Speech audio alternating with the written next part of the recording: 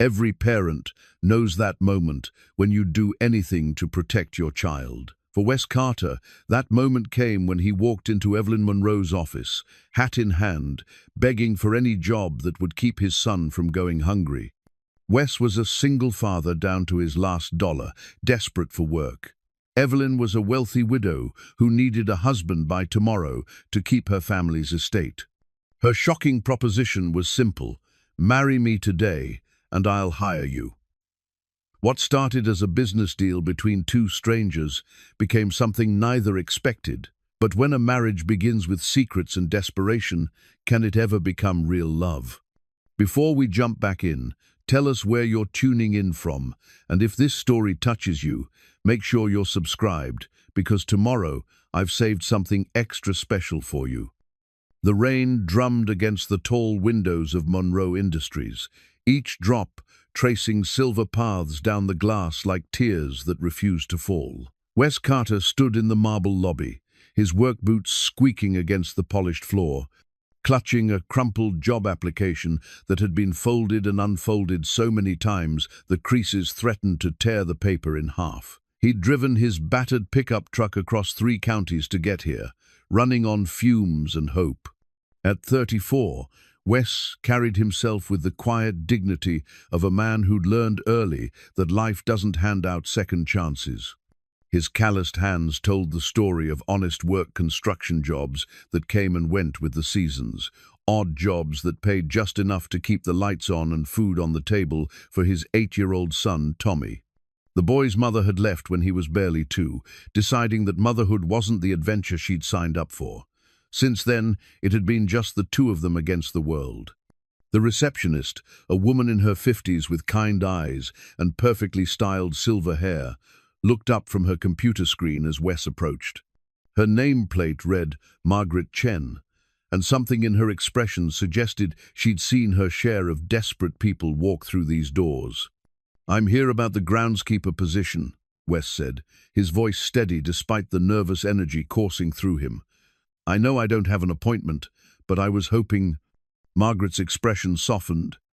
"Mrs. Monroe doesn't typically see walk-ins, but let me check." She picked up the phone, speaking in hushed tones before hanging up. "She'll see you. Elevator to the top floor. Follow the hallway to the corner office." The elevator ride felt endless. Wes straightened his tie, his only tie, the one he'd worn to his father's funeral 3 years ago, and tried to prepare himself for disappointment. He'd been turned down for 17 jobs in the past month. Each rejection felt like another weight added to his shoulders, another day closer to the eviction notice that sat folded in his wallet. The hallway, on the top floor, was lined with photographs of Monroe Industries' various projects. Office buildings, shopping centers, residential developments that stretched across the state. At the end of the hall, double doors opened into an office that took Wes's breath away. Floor-to-ceiling windows offered a panoramic view of the city, while tasteful artwork adorned the walls. But it was the woman behind the mahogany desk who commanded attention. Evelyn Monroe was nothing like what Wes had expected from the local newspaper photos. At 42, she possessed an elegance that came from years of careful cultivation, her dark hair pulled back in a sophisticated chignon, her navy blue suit impeccably tailored, her posture perfect. Yet there was something in her green eyes, a depth of sadness that all the expensive clothes and perfect makeup couldn't quite hide. Behind her, on a side table, sat a silver-framed photograph of a distinguished man in his 50s. Even from across the room, Wes could see the family resemblance in the strong jawline and confident smile. Charles Monroe, he realized. The late husband whose business empire had made Evelyn one of the wealthiest women in the state. "Mr. Carter," Evelyn said, gesturing to the chair across from her desk. Her voice carried the cultured tones of someone who'd attended the finest schools, yet there was warmth there too.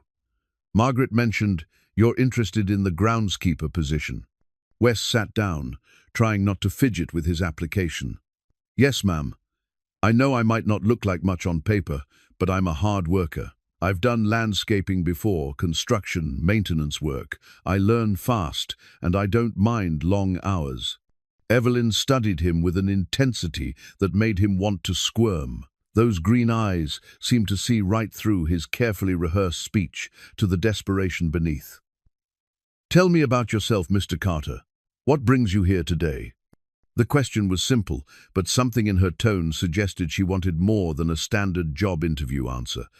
Wes found himself speaking more honestly than he'd intended. "I have a son," he said. "Tommy, he's 8 years old, and he's the best thing that ever happened to me. His mother left when he was little, so it's just been us. I've been working construction, but the jobs have dried up. We're behind on rent, and I'm running out of options." He paused, then decided to lay it all on the table. "I'm not asking for charity, Mrs. Monroe. I'm asking for a chance to work for what we need." Evelyn leaned back in her chair, her fingers drumming silently on the desk. For a long moment, the only sound was the rain against the windows. When she spoke again, her voice was softer. "I lost my husband 5 years ago," she said. "Charles built this company from nothing, and when he died, I inherited not just his business, but his dreams, his responsibilities." She gestured toward the photograph. "He was a good man, but he was also stubborn. Even in death, he found a way to control my life." Wes wasn't sure why she was telling him this, but he sensed it was important to listen. "Charles's will contains a rather unusual clause," Evelyn continued.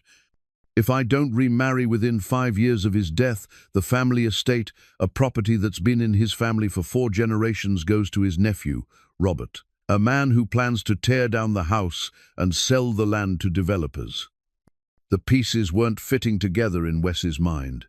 He'd come here looking for yard work, not to hear about family legal battles. "Tomorrow is the 5th anniversary, Evelyn said quietly. "I have until midnight to fulfill the terms of the will, or I lose the estate forever." "I'm sorry," Wes said, meaning it. "That must be incredibly difficult." Evelyn stood and walked to the window, her silhouette framed against the stormy sky. "I've spent 5 years building walls around myself. Mr. Carter, I threw myself into work, into this business, because it was easier than dealing with grief. I convinced myself I didn't need anyone, that I was better off alone." She turned back to face him. "But standing here now, looking at you, a man willing to swallow his pride, to provide for his child, I realize I've been running from life itself." Wes felt like he was missing something crucial. "Mrs. Monroe, I appreciate you sharing this with me, but I'm not sure what it has to do with the groundskeeper job." A smile played at the corners of Evelyn's mouth, the first genuine expression he'd seen since entering the office. "What if I told you there was a way we could help each other? A way that would solve both our problems? I'd say I'm listening." Evelyn walked back to her desk, her movements deliberate and graceful. "I need a husband by tomorrow night. You need a job and financial security for your son. What if we made an arrangement?" The words hung in the air between them like something tangible. Wes felt his heart skip a beat, certain he'd misunderstood. "I'm sorry, what?" "Marry me, Mr. Carter. Today, right now, if necessary." Evelyn's voice was steady, businesslike, as if she were proposing a merger rather than matrimony. "I'll pay you a salary of $100,000 a year, provide housing for you and your son on the estate, and ensure Tommy has access to the finest schools and healthcare. In return, you fulfill the legal requirement of my husband's will." Wes stared at her, his mouth opening and closing like a fish out of water. "You want to marry me? A complete stranger?"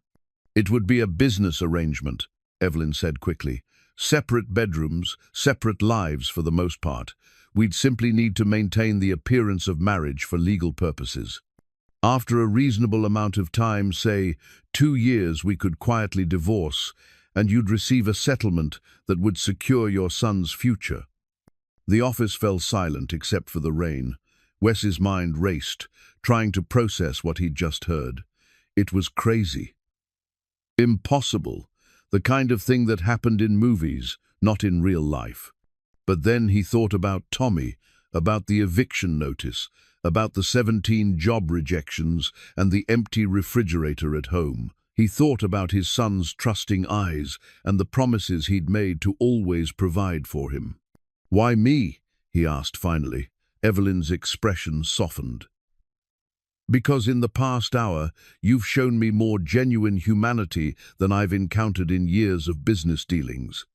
Because you're here not for yourself, but for your child. Because you're honest about your circumstances rather than trying to impress me with false credentials." She paused. "And because I believe we could make this work without either of us getting hurt." Wes looked down at his hands, then back up at this remarkable woman who had just turned his world upside down. "And your son would be taken care of? Better than you could ever imagine," Evelyn said gently. "He'd have stability, security, opportunities. He'd never have to worry about where his next meal is coming from or whether you can make the rent." The weight of the decision pressed down on Wes's shoulders. It went against every instinct he had, every lesson his parents had taught him about marriage and commitment, but it also represented hope, the first real hope he'd felt in months. "If I said yes," he said slowly, "when would this happen?" Evelyn glanced at her watch. "The courthouse closes at 5. We'd need to leave within the hour to get the license and find someone to perform the ceremony." "That's crazy." "Yes," Evelyn agreed. "It is absolutely crazy." They looked at each other across the desk, two desperate people contemplating the most impulsive decision of their lives. Outside, the rain continued to fall, washing the city clean and offering the promise of something new. Wes thought about Tommy waiting for him at the babysitter's house, probably doing homework at the kitchen table, maybe wondering why his dad had been gone so long. He thought about all the times he'd tucked his son into bed with promises that things would get better, that he'd find a way to give him the life he deserved. "Okay," he said quietly. "Let's do it."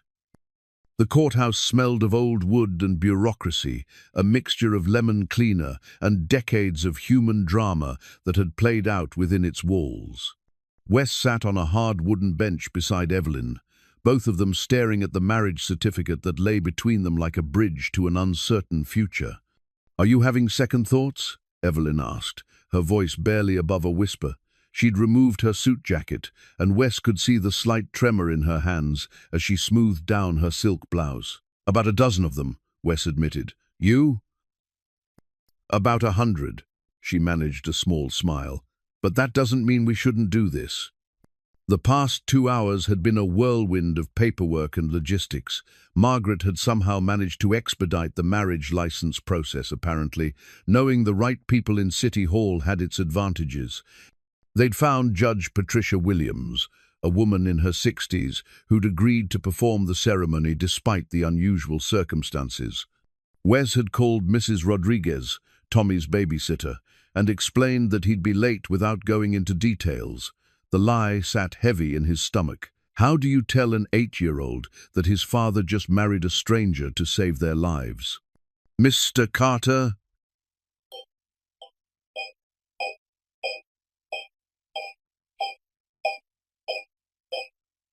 Judge Williams appeared in the doorway of her chambers, her black robes making her look both official and somehow maternal.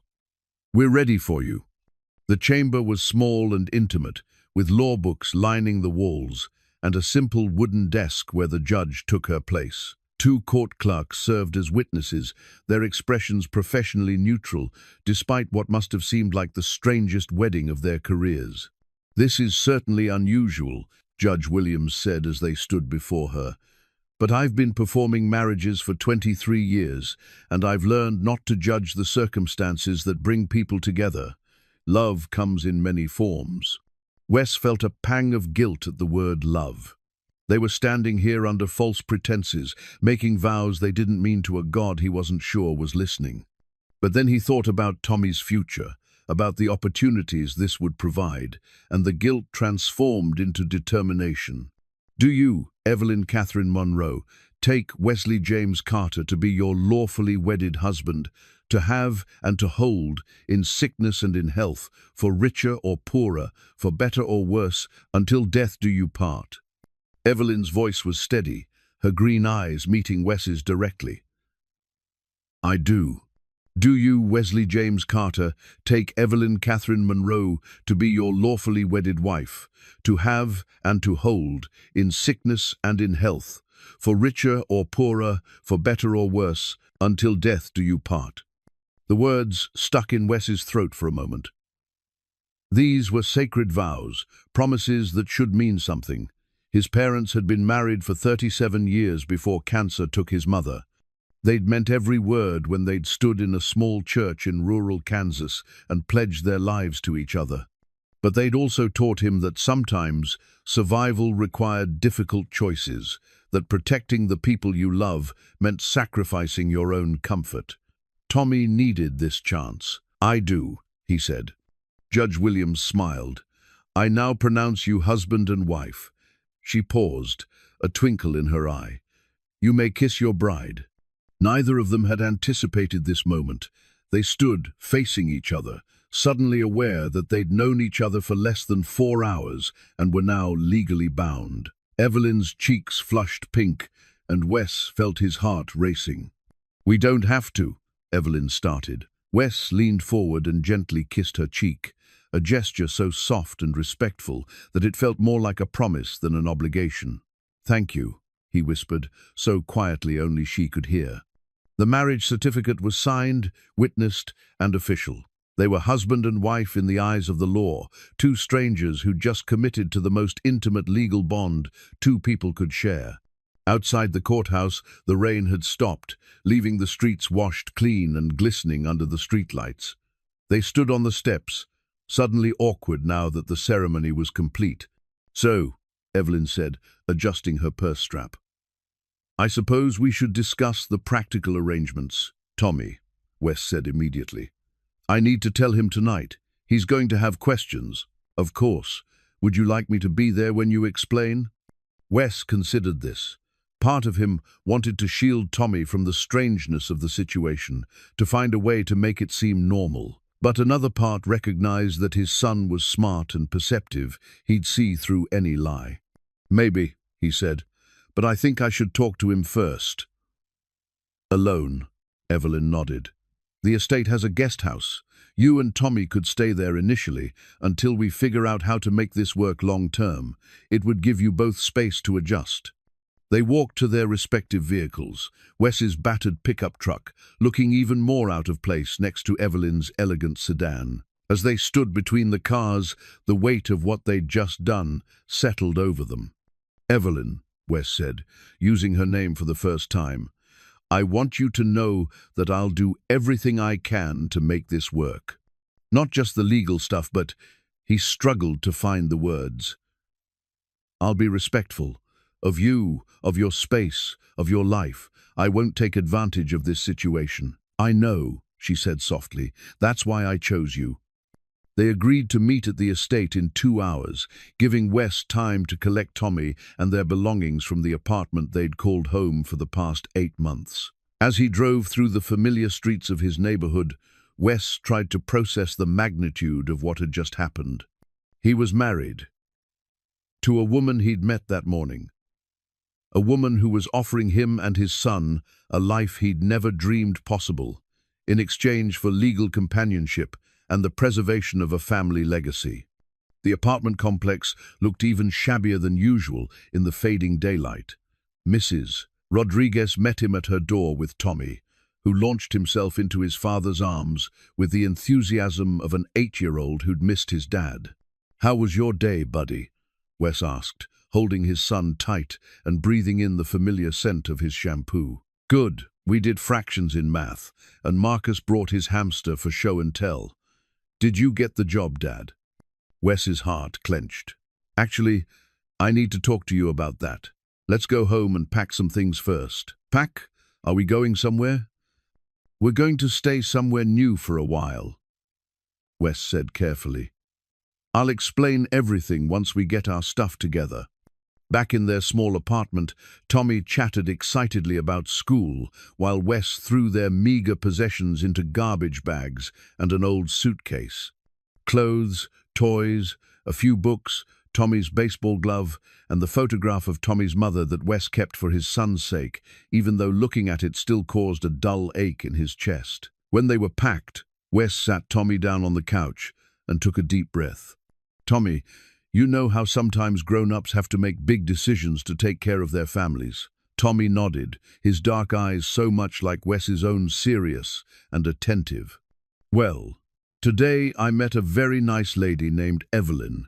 She offered us a place to stay and a chance for me to work for her. But there's something unusual about the arrangement." Wes chose his words carefully. "She and I got married today." Tommy's eyes widened. "Married? Like married?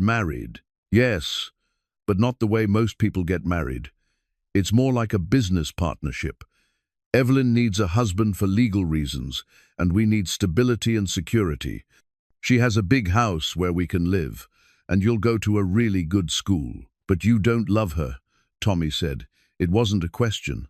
Wes was constantly amazed by his son's perceptiveness. "No, I don't love her. Not yet, anyway.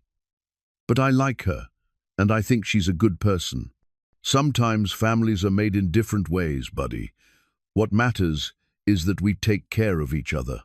Tommy was quiet for a long moment, processing this information with the seriousness of a child who'd learned early that life could change quickly and dramatically. "Will she like me?" he asked finally. "I think so," Wes said. "But even if it takes time for everyone to get used to each other, this is going to give us opportunities we never would have had otherwise. You'll have your own room, good food, and I won't have to worry about paying rent anymore." "Okay," Tommy said with the adaptability that had gotten them through so many transitions. "Can I bring my baseball glove?" "Of course." As they loaded their belongings into the truck, Wes felt a mixture of hope and terror. They were driving toward a completely unknown future, but for the first time in months, that future looked bright instead of desperate. The Monroe estate was 20 minutes outside the city, accessible through wrought iron gates that opened electronically as they approached. The driveway wound through perfectly manicured grounds, past ancient oak trees and carefully tended gardens, before revealing a house that took Tommy's breath away. "Dad," he whispered, "is that a castle?" The main house was indeed impressive, a 3-story colonial mansion with white columns and black shutters, every window glowing with warm light.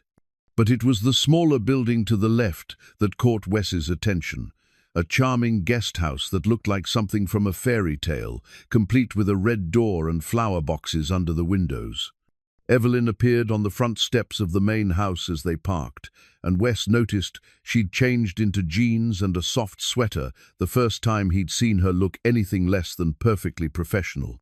"Tommy," Wes said as they got out of the truck, "this is Evelyn. Evelyn, this is my son, Tommy." Tommy stepped forward with the polite manners Wes had drilled into him. "Nice to meet you, ma'am." Evelyn crouched down to Tommy's eye level, a gesture that immediately impressed Wes. "It's very nice to meet you too, Tommy. I hope you'll like it here." "Your house is really big," Tommy said with 8-year-old honesty. Evelyn laughed, the first genuine laugh Wes had heard from her. "It is big, isn't it? Sometimes I get lost in it myself. Would you like to see where you and your dad will be staying?" The guest house was perfect 2 bedrooms, a small kitchen, a living room with a fireplace, and windows that looked out over the gardens. It was bigger and nicer than any place Wes and Tommy had ever lived. "This is ours?" Tommy asked, his voice filled with wonder. "For as long as you want it," Evelyn said. She turned to Wes. "I thought you might want your own space while we all adjust to this arrangement." As Tommy explored his new room, which came furnished with a bed bigger than the one they'd shared in the apartment, Wes and Evelyn stood in the living room, the marriage certificate still feeling surreal in his pocket. "Thank you," he said. "This is more than generous." "It's practical," Evelyn replied, but her tone was warm. "And Wes, you can call me Evie if you want. Evelyn feels so formal for a husband." Husband. The word still felt strange, but as Wes watched his son's joy at having his own space, at the security this arrangement provided, he began to think that maybe, just maybe, they could make this impossible situation work. The morning sun streamed through the guest house windows, creating golden rectangles on the hardwood floor where Tommy sat cross-legged, examining his worn baseball glove with the concentration of a scientist studying a rare specimen. It had been 3 days since they'd moved to the Monroe estate, and the boy was still adjusting to waking up in a place where the refrigerator was always full and the heat never got turned off for unpaid bills. Wes stood at the kitchen counter, making coffee in a machine that probably cost more than his truck, watching his son through the doorway. The glove had been Tommy's most treasured possession for 2 years now, a second-hand Wilson A2000 that Wes had found at a garage sale and saved for 3 months to buy. The leather was cracked and the laces were frayed, but it fit Tommy's small hand perfectly and had caught every ball he'd thrown since he was 6. "Dad, can I go outside and practice?" Tommy asked, holding up the glove. "Sure, buddy. Just stay where I can see you from the window." Wes watched as his son headed out to the expansive back lawn, immediately beginning his morning ritual of throwing a tennis ball against the side of the guest house and catching the rebounds.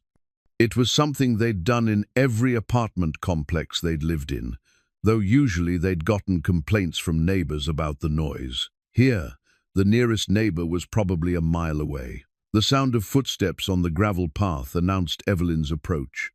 Wes had seen her each morning since their wedding. She had a habit of taking an early walk around the property with her coffee, a routine he was beginning to recognize. Today she wore dark jeans and a cream-colored sweater, her hair pulled back in a simple ponytail that made her look younger and more approachable than the businesswoman he'd first met. "Good morning," she said, appearing at the kitchen door. "I hope I'm not intruding." "Not at all. Coffee?" Wes gestured toward the machine. "Please." She accepted the mug he offered, wrapping her hands around it like a lifeline. "How's Tommy adjusting?" "Better than I expected, honestly. Kids are resilient." Wes joined her at the window, both of them watching Tommy's solo baseball practice. "He's excited about starting at Millbrook Academy next week." Millbrook was the private school where Evelyn had arranged Tommy's enrollment, a place Wes never could have afforded in a million years. The tuition alone was more than he'd made in his best year of construction work. "I spoke with his new teacher yesterday," Evelyn said. "Mrs. Patterson. She's been teaching 3rd grade for 15 years and comes highly recommended. Tommy will be in good hands." There was something in her tone that made Wes glance at her sideways.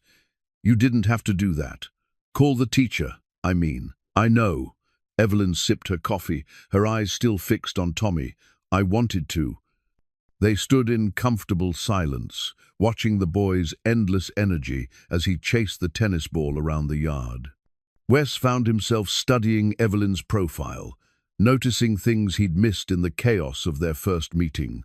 The way she unconsciously tucked a strand of hair behind her ear when she was thinking, the small scar on her chin that makeup usually covered, the way her shoulders relaxed when she was away from the pressures of her office. "Can I ask you something?" Wes said. "Of course." "Why haven't you remarried? I mean, before this arrangement. You're beautiful, successful, intelligent. Surely there were men who were interested." Evelyn's smile was sad around the edges. "There were. Actually. But after Charles died, I realized that most of them were more interested in Monroe Industries than in me. The ones who weren't, well, I wasn't ready. Grief has a way of making you build walls without realizing it." "How did he die?" "Charles, I mean, if you don't mind me asking." "Heart attack. He was 53, perfectly healthy, or so we thought. One morning he was drinking coffee and reading the paper, and the next," she shrugged, but Wes could see the pain that still lived in her eyes. "The doctors said it was probably a genetic predisposition. Nothing anyone could have prevented. I'm sorry." "Thank you." She paused, then glanced at him. "What about Tommy's mother? You mentioned she left, but—" "Jessica." The name still felt strange on his tongue after all this time. "We weren't married. She was 22 when she got pregnant. I was 26. We tried to make it work, but Wes struggled to find words that wouldn't sound bitter. She decided that being a mother wasn't what she wanted. She left when Tommy was 2, signed away her parental rights, and moved to California. I haven't heard from her since. That must have been incredibly difficult. The hardest part was explaining to Tommy why his mum didn't want to be part of his life anymore. How do you tell a child that sometimes people just leave? They were interrupted by a loud thud as Tommy's tennis ball hit the kitchen window. Both adults turned to see the boy waving apologetically, his face red with embarrassment. "Sorry," he called out. Evelyn laughed, the sound warm and genuine. "No harm done. This house has survived worse than tennis balls." As if drawn by their conversation, Tommy jogged over to the open kitchen door, his glove tucked under his arm and his hair damp with sweat, despite the cool morning air. "Mrs. Evie, do you like baseball?" he asked, having picked up on the informal name Wes had started using. "I used to go to games with my father when I was about your age," Evelyn said, crouching down to Tommy's level. "He was a huge Cardinals fan. Do you have a favorite team?" "The Royals." Tommy's eyes lit up. "Dad took me to a game last summer. We sat in the cheap seats, but we could still see everything." "The cheap seats often have the best fans," Evelyn said seriously. "They're the ones who really love the game." Tommy beamed at this validation of their budget-conscious baseball experience. "Do you want to play catch with me? I can teach you how to use my glove." Wes felt his heart skip a beat. Tommy had never asked an adult woman to play catch with him. There simply hadn't been any women in their lives who'd stuck around long enough for that level of trust. Evelyn looked uncertain. "I'm not sure I remember how." "It's easy," Tommy insisted. "Dad taught me. You just catch the ball and throw it back. Come on." Before either adult could object, Tommy had grabbed Evelyn's hand and was pulling her toward the yard. Wes followed, curious to see how this would play out. Tommy positioned Evelyn about 10 feet away and held up his glove to demonstrate proper form. "See? You just watch the ball and put your glove where it's going to go. Dad says the secret is to keep your eye on the ball all the way into the glove." Evelyn gamely held up her hands, and Tommy lobbed the ball gently toward her. It bounced off her palms and landed at her feet. "That's okay," Tommy said encouragingly. "It takes practice. Try again." For the next 15 minutes, Wes watched his son patiently teach his new stepmother the basics of catch. Evelyn's throws were wild and her catches inconsistent, but she laughed at her mistakes and celebrated each small success with genuine joy. Tommy, for his part, displayed a patience and kindness that made Wes's chest swell with pride. "I caught one," Evelyn exclaimed after successfully snaring a soft toss, holding the ball up like a trophy. "You're getting good at this," Tommy said seriously. "Maybe we can play every morning." "I'd like that," Evelyn replied, and Wes could tell she meant it. As they walked back toward the house, Tommy chattering excitedly about baseball strategies and his favorite players, Wes felt something shift inside his chest. This wasn't just about legal arrangements and financial security anymore. Watching Evelyn with his son, seeing the way she listened to his 8-year-old's endless explanations with genuine interest, he began to understand that they might be building something real here. "Tommy," Evelyn said as they reached the guest house, "would you like to see the main house? There's a library with some books that might interest you, and a game room with a pool table." Tommy's eyes went wide. "A real pool table?" "A real pool table. Your dad is welcome too, of course." As they walked across the perfectly manicured grounds toward the main house, Tommy between them, chattering about whether he might learn to play pool, Wes caught Evelyn's eye over the boy's head. She smiled, not the careful professional smile he'd seen in her office, but something warmer and more genuine. For the first time, since he'd signed that marriage certificate, Wes allowed himself to hope that this arrangement might become something more than just a business transaction. Maybe, just maybe, they were building a family. The smell of something burning drifted through the main house at exactly 6:30 in the evening, followed by a string of muttered words that would have made Tommy cover his ears if he'd been close enough to hear them. Wes, who had been helping his son with homework at the kitchen table in the guest house, looked up with concern. "What's that smell, Dad?" "I think Evie might be having some trouble with dinner," Wes said diplomatically. Through the windows, he could see smoke beginning to seep from under the main house's kitchen door. Without thinking, he jogged across the yard and knocked on the back door. "Evie, everything okay in there?" The door swung open to reveal Evelyn standing in a kitchen that looked like a war zone. Flour covered every surface. Something dark and unidentifiable was burning in a skillet on the stove, and Evelyn herself was wearing an apron that had seen better days, her hair escaping from its ponytail in frustrated wisps. "I'm making dinner," she announced, with the kind of determined optimism usually reserved for natural disasters. Wes quickly moved to the stove and turned off the burner, using a spatula to scrape what might once have been chicken from the smoking pan. "When was the last time you cooked?" "Define cooked," Evelyn said, gesturing helplessly at the chaos around her. "I can make coffee and toast, sometimes." On the counter, Wes spotted a worn recipe card covered in flour fingerprints. The handwriting was faded but feminine, with little notes scribbled in the margins. "Where did this come from?" Evelyn's expression softened. "It was my grandmother's, rosemary chicken with roasted vegetables. She used to make it every Sunday when I was little." She sighed, surveying the destruction. "I thought maybe I could recreate some of those memories, but apparently cooking isn't genetic." Wes studied the recipe card more carefully.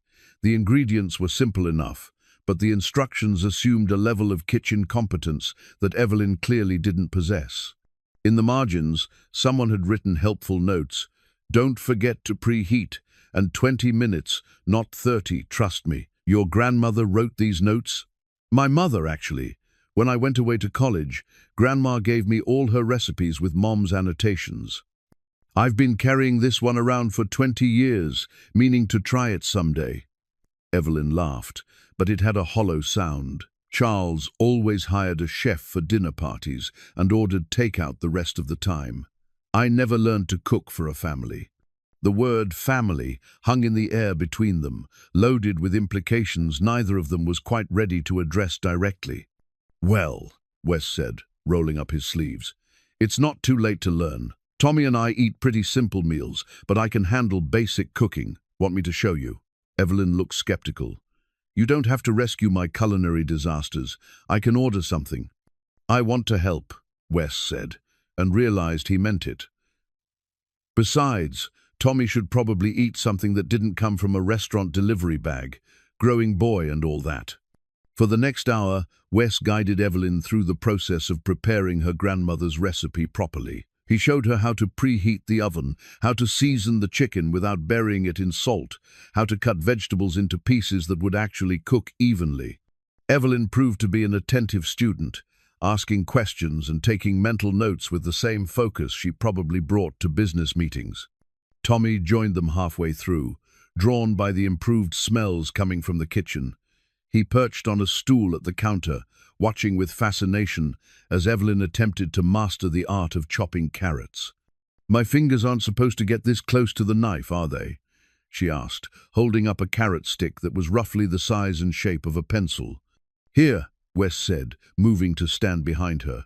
"Curve your fingers like this, so your knuckles protect your fingertips. The knife should rock back and forth, not chop straight down." He placed his hands over hers, guiding the motion of the knife. Evelyn stiffened. At first they'd been carefully maintaining physical distance since their wedding, as if touching might make their arrangement too real. But then she relaxed into the instruction. "Like this?" she asked, and Wes was suddenly very aware of how she fit against him, how her hair smelled like lavender, and something uniquely her. "Perfect," he said, stepping back more quickly than necessary. Tommy, oblivious to the undercurrent of tension between the adults, had discovered the stand mixer and was fascinated by its various attachments. "What does this one do?" "That's for making bread," Evelyn said, "though I've never actually used it. Charles's chef did all the baking. Dad makes really good pancakes," Tommy offered. "Maybe he could teach you that too." "I'd like that," Evelyn said, and something in her voice made Wes look at her more closely. There was a wistfulness there, a longing for something she'd never had, when they finally sat down to eat at the guest house table, because the main house's formal dining room felt too intimidating for their first shared meal. The rosemary chicken was perfectly golden, and the vegetables were tender without being mushy. Evelyn took her first bite with the nervous anticipation of someone expecting disaster, then broke into a genuine smile. "It tastes like my grandmother's," she said softly. "I can't believe it actually worked." "You did most of the work," Wes said. "I just provided a little guidance." Tommy was already halfway through his plate, eating with the enthusiasm of a boy who'd grown accustomed to cheap pasta and canned soup. "This is really good, Evie. Can we have it again?" "I think that can be arranged," Evelyn said, looking pleased with herself in a way that had nothing to do with business success or financial achievement. As they cleaned up together, Evelyn washing while Wes dried and Tommy put away the dishes, he could reach the domesticity of the scene struck all three of them.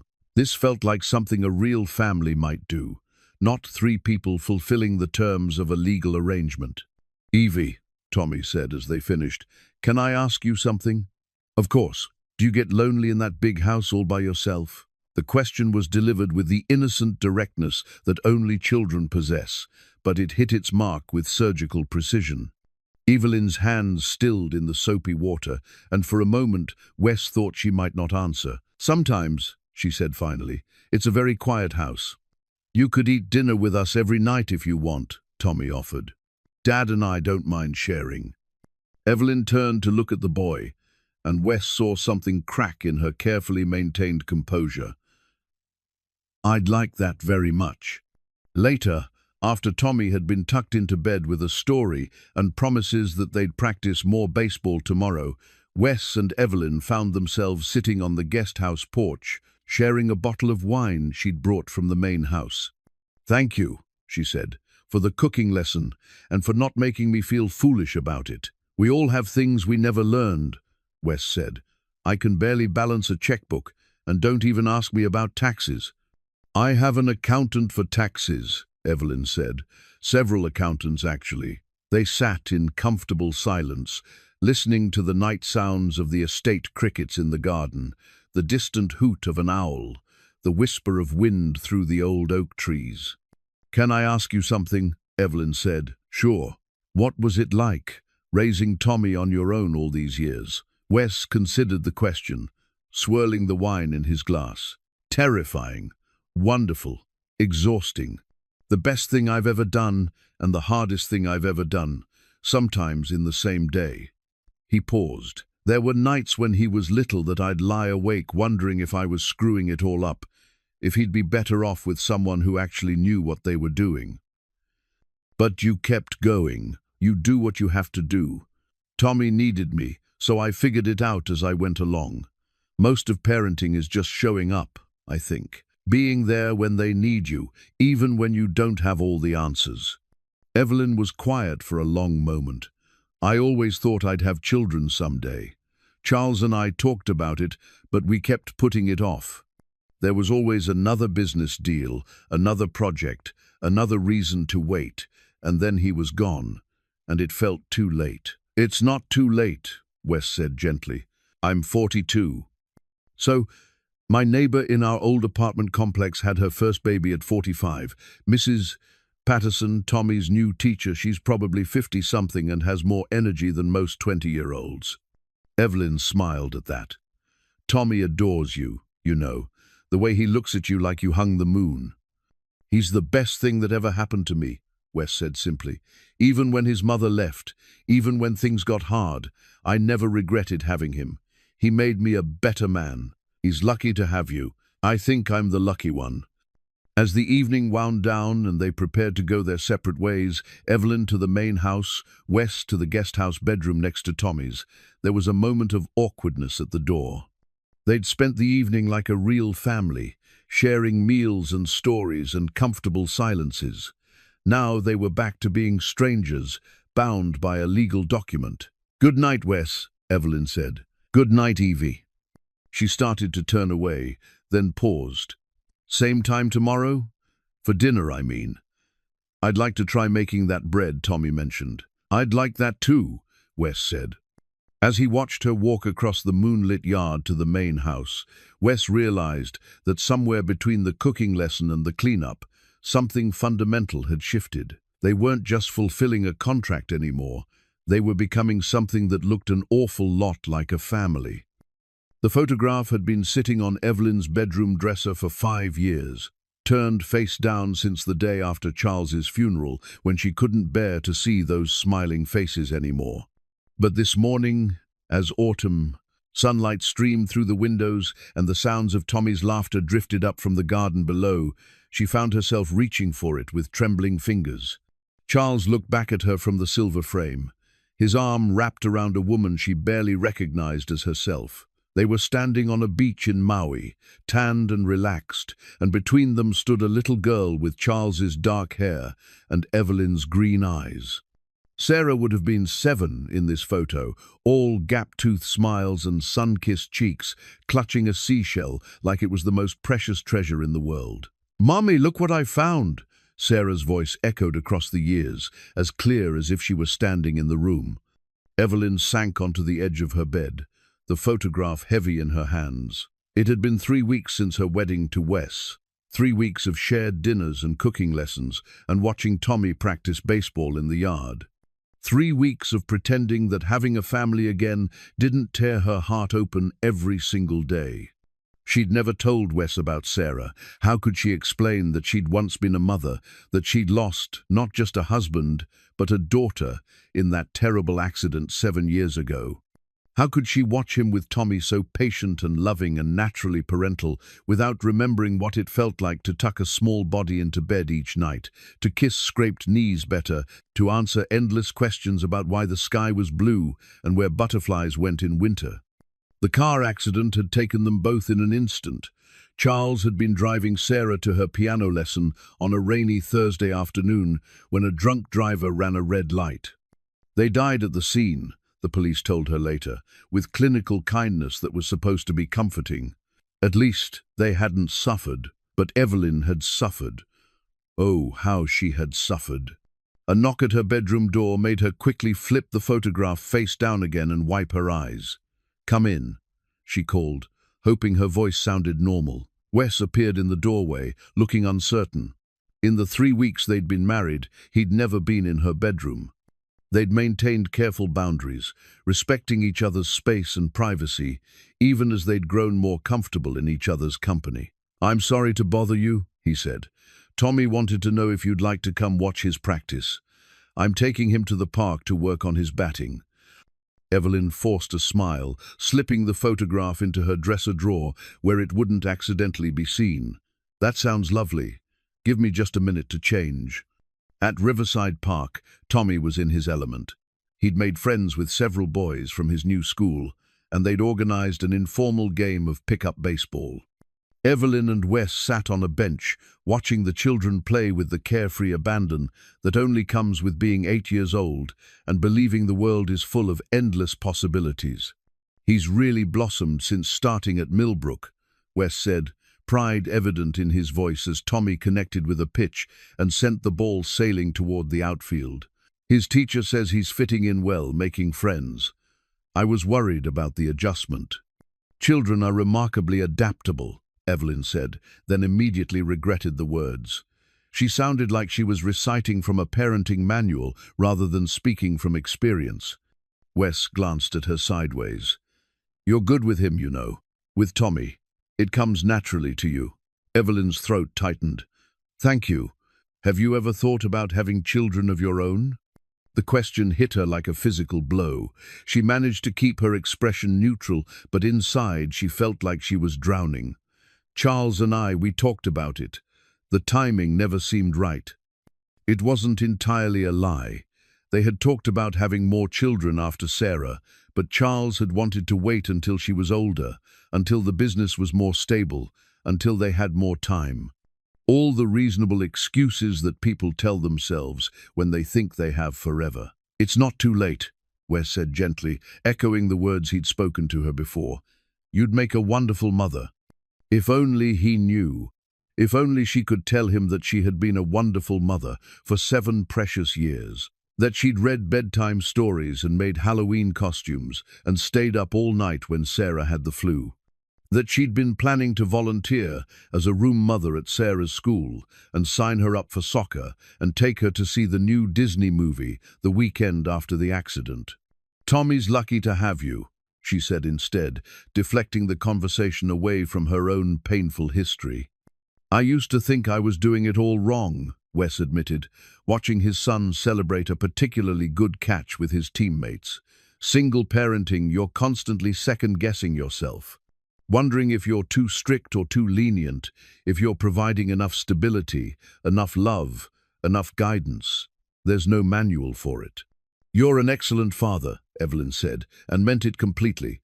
"Tommy is confident and kind and happy. That doesn't happen by accident." "Thank you. That means a lot, coming from you." They sat in comfortable silence, watching the impromptu game unfold. But Evelyn's mind kept drifting to that photograph in her dresser drawer, to the weight of secrets she carried, to the terrible irony that she was living with a family again while hiding the fact that she'd once had and lost a family of her own. "Evie." "Dad, did you see that?" Tommy came running over, his face flushed with excitement and exertion. "I got Jake out at second base." "We saw," Wes said, ruffling his son's hair. "Nice throw." Tommy beamed, then turned to Evelyn with the kind of openness that children possess before the world teaches them to guard their hearts. "Are you okay? You look sad." Out of the mouths of babes, Evelyn managed to smile. "I'm fine, sweetheart. Just thinking about work." "Work is boring," Tommy declared with the absolute certainty of an 8-year-old. "You should think about fun stuff instead, like baseball." "You're absolutely right," Evelyn said, and for a moment, watching this earnest little boy who had somehow worked his way into her carefully guarded heart, she almost believed it might be that simple. On the drive home, Tommy chattered excitedly about the game from the back seat, while Wes and Evelyn listened with the fond attention of parents. But Evelyn found herself studying Tommy in the rearview mirror, noting the way his dark hair fell across his forehead, the animation in his expressions as he told his story. He was nothing like Sarah physically. She'd been fair like Evelyn, with lighter hair and more delicate features. But there was something in his enthusiasm, his joy in sharing the details of his day, that reminded her so powerfully of her daughter that it took her breath away. That evening, after they'd shared another home-cooked meal and Tommy had been tucked into bed, Evelyn found herself standing at her bedroom window, looking out at the guest house where warm light glowed in the windows. She could see Wes moving around in the kitchen, probably cleaning up from Tommy's bedtime snack, going through the familiar routines of single parenthood that she remembered so well. She pulled the photograph from her dresser drawer again, studying the faces of her lost family. 7 years had passed since the accident, 7 years of existing rather than living, of building walls around her heart to keep the pain from consuming her entirely. She'd thrown herself into work, into the business that Charles had built, because focusing on profit margins and development projects was easier than facing the empty rooms in her house. But now, with Wes and Tommy filling those rooms with laughter and conversation and the messy complications of daily life, those walls were crumbling, and she was terrified. Because caring again meant risking loss again. Opening her heart to this unexpected family meant accepting that tragedy could strike twice, that the universe might not be done taking the people she loved away from her. Yet watching Tommy practice baseball in the yard each morning, seeing the way Wes's face lit up when his son accomplished something new, sharing quiet moments over coffee and conversation. These things were healing parts of her she'd thought were permanently broken. Maybe it was time to stop running from life. Maybe it was time to tell Wes the truth about who she'd been before grief had redefined her. Maybe it was time to take down the walls and risk her heart again. Evelyn placed the photograph on her nightstand, face up, where she could see it. Sarah's smile seemed to encourage her, as if her daughter was giving her permission to love again, to be part of a family again, to stop punishing herself for surviving when they hadn't. Tomorrow, she decided. Tomorrow she would tell Wes about Sarah and Charles, about the woman she'd been before tragedy had stripped everything away. Tomorrow she would stop hiding behind the safety of their business arrangement and admit that this marriage was becoming something real. For tonight, though, she simply sat by her window and watched the lights in the guest house, allowing herself to hope that healing was possible, that love could grow from the ashes of loss, that second chances were more than just fairy tales for people braver than she was. The business contract lay spread across Evelyn's home office desk, like evidence of a crime she was no longer sure she wanted to commit. Neat columns of legal language outlined the terms of her arrangement with Wes, salary figures, duration of employment, conditions for termination. It was the document she'd drafted in those first frantic hours after their courthouse wedding, when she'd still believed she could keep this transaction purely professional. Now, 6 weeks into their marriage, the contract felt like a relic from another lifetime. Evelyn picked up her fountain pen, a Mont Blanc that Charles had given her for their 5th wedding anniversary, and drew a line through the entire middle section. Then another. Then she began tearing the pages methodically in half, the sound of ripping paper oddly satisfying in the quiet of her office. "Mrs. Monroe," Margaret's voice came through the intercom. "Your 4 o'clock appointment is here." Evelyn glanced at her calendar and sighed. Robert Monroe, Charles's nephew and the would-be heir to the estate if her marriage proved invalid. She'd been avoiding this meeting for weeks, but Robert had been increasingly persistent, and she knew she couldn't put him off much longer. Send him in. Robert Monroe was everything Charles had not been entitled, where his uncle had been generous, grasping where Charles had been thoughtful. At 38, he'd never held a job that his family connections hadn't secured for him, and he possessed the particular arrogance that came from inherited wealth and unearned confidence. "Aunt Evelyn," he said, settling into the chair across from her desk without being invited, "you look well. Marriage agrees with you." The way he said marriage made it sound like a communicable disease. Evelyn kept her expression neutral. "Robert, what can I do for you?" "I think you know why I'm here." He gestured toward the window that overlooked the estate grounds, where Tommy could be seen practicing his batting swing under Wes's patient guidance. "This charade has gone on long enough." "I'm not sure what you mean." Robert laughed, but there was no humor in it. "Please. You think I don't have eyes? You married a complete stranger 3 days before the will's deadline. A man with no money, no connections, no reason to be here except for what you're paying him." Evelyn felt her temper rising but kept her voice level. "Wes is my husband. The circumstances of our meeting don't change that legal fact." "Legal, perhaps, but hardly legitimate." Robert leaned forward, his expression predatory. "I've done some research on your husband, Evelyn. Wesley Carter, age 34, unemployed construction worker with a history of financial instability. Evicted from 3 apartments in the past 2 years. No college education, no professional references worth mentioning. Your point?" "My point is that this marriage is a sham, and we both know it.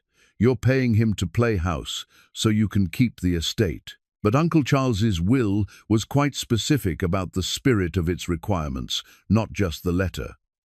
Evelyn stood and walked to the window, ostensibly to look out at the grounds, but really to give herself a moment to think. Below, Wes was adjusting Tommy's stance, his hands gentle on the boy's shoulders as he explained the mechanics of a proper swing. The sight of them together, this man who'd become so much more than an employee, and the child who'd brought joy back into her carefully ordered life, filled her with a fierce protectiveness she hadn't felt in years. "The will requires that I remarry," she said without turning around. "It says nothing about the financial circumstances of my husband or the nature of our courtship.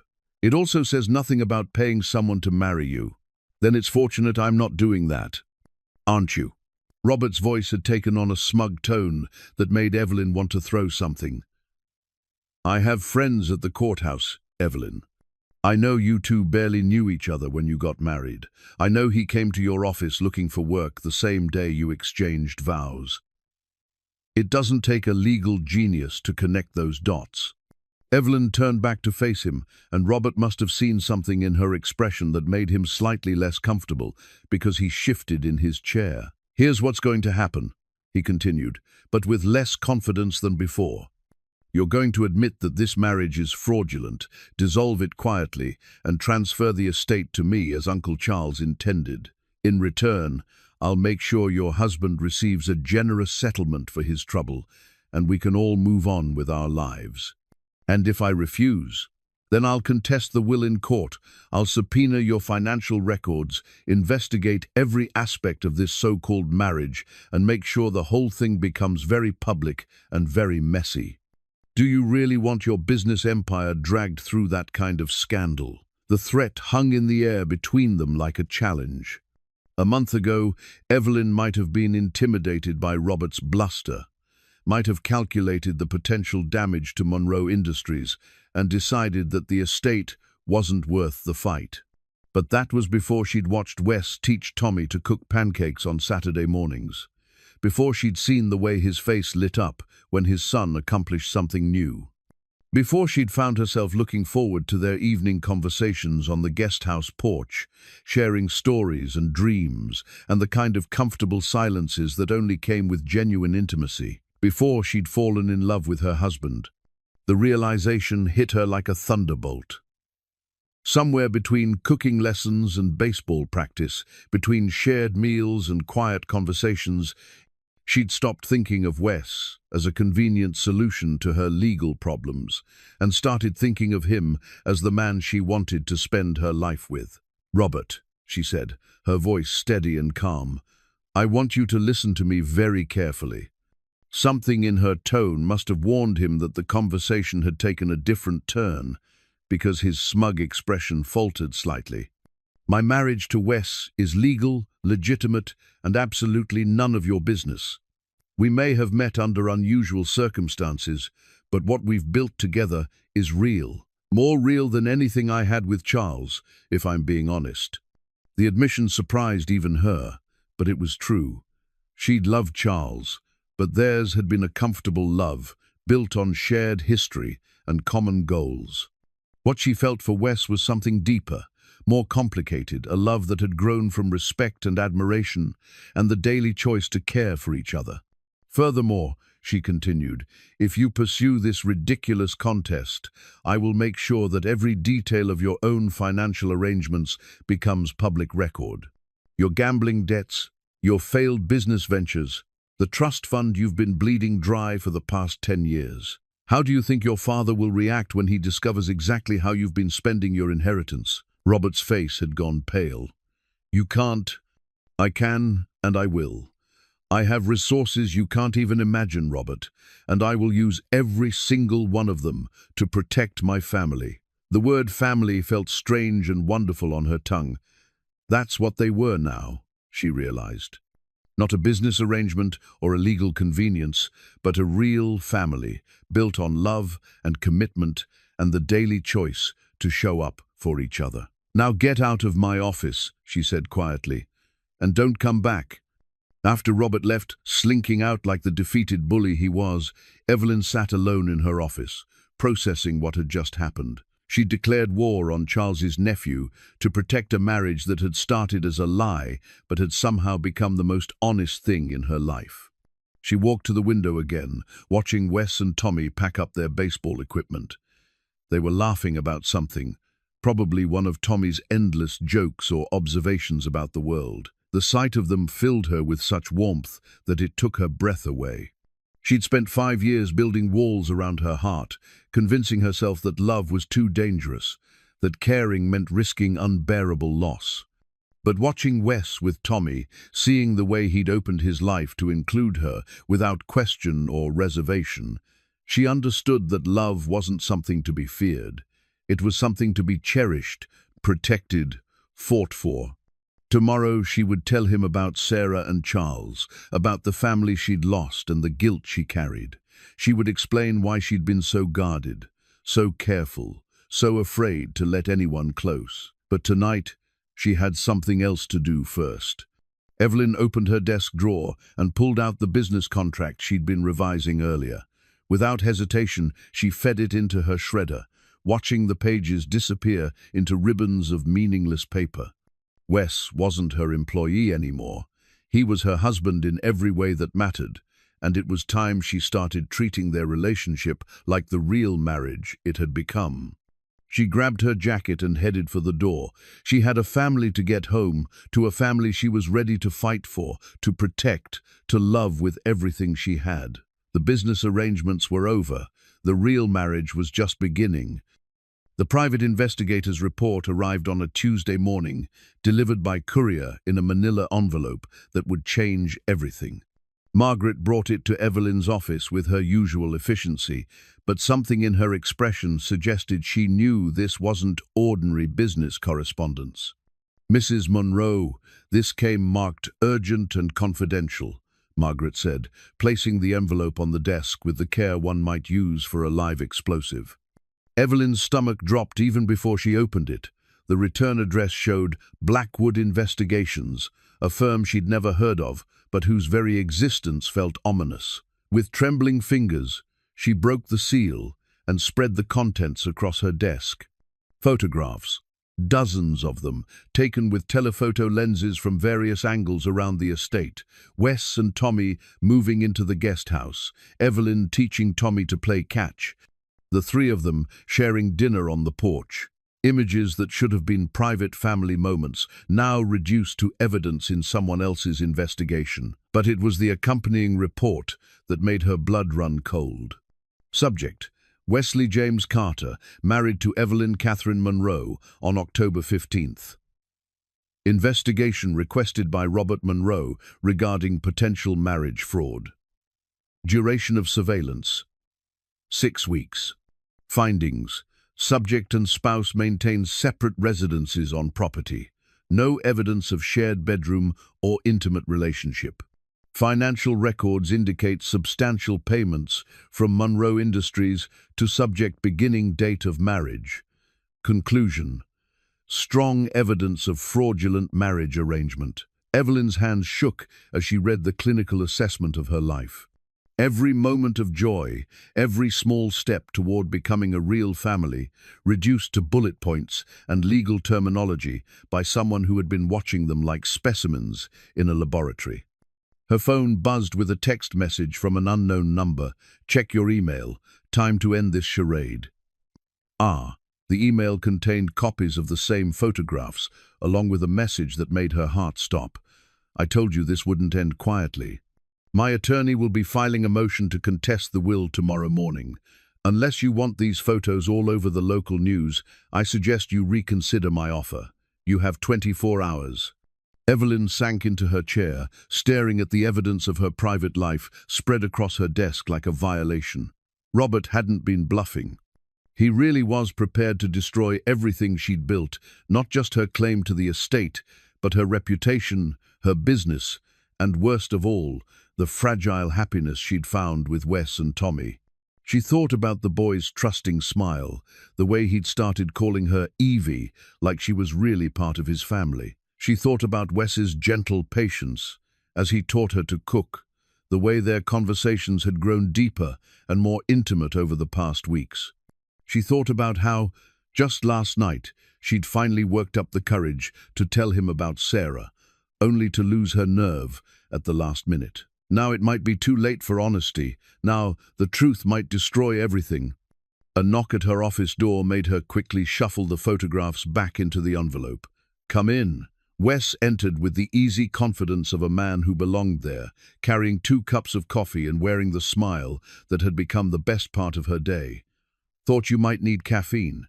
Tommy's baseball coach called practice is cancelled because of the rain, so he's in the break room, charming your staff with his impressions of major league pitchers." Any other day, the image of Tommy entertaining her employees would have made her laugh. Today, it felt like another piece of evidence that could be used against them. "Wes," she said carefully, "we need to talk." Something in her tone made his smile fade. He set the coffee cups down and took the chair across from her desk, the same chair where Robert had sat yesterday, making his threats. "What's wrong?" Evelyn looked at this man, who had become so much more than a business partner, this father who had brought light and laughter back into her life, and realized she was about to risk losing it all. "Robert hired a private investigator," she said simply, sliding the envelope across the desk. Wes opened it with the methodical care of someone expecting bad news. She watched his face change as he processed the photographs, saw the moment when understanding and then anger flickered across his features. "How long has this been going on?" he asked, his voice tight with controlled fury. 6 weeks, according to the report, since right after we moved in." Wes set the photographs down and ran a hand through his hair, a gesture she'd learned meant he was trying to process something difficult. "So they have documentation that we're not, that our marriage isn't intimate." "Yes." Evelyn felt heat rise in her cheeks. "The fact that we sleep in separate buildings, that this arrangement began with a business transaction, it all looks exactly like what Robert claims it is. A fraud." "Yes." They sat in silence for a moment, the weight of the situation settling over them like a heavy blanket. Outside, rain drummed against the windows, matching the storm that was brewing in their carefully constructed life. "What does he want?" Wes asked finally. "For me to admit the marriage is fake, dissolve it quietly, and hand over the estate. In exchange, he'll keep this private and give you a settlement for your trouble. And if we refuse, he contests the will in court.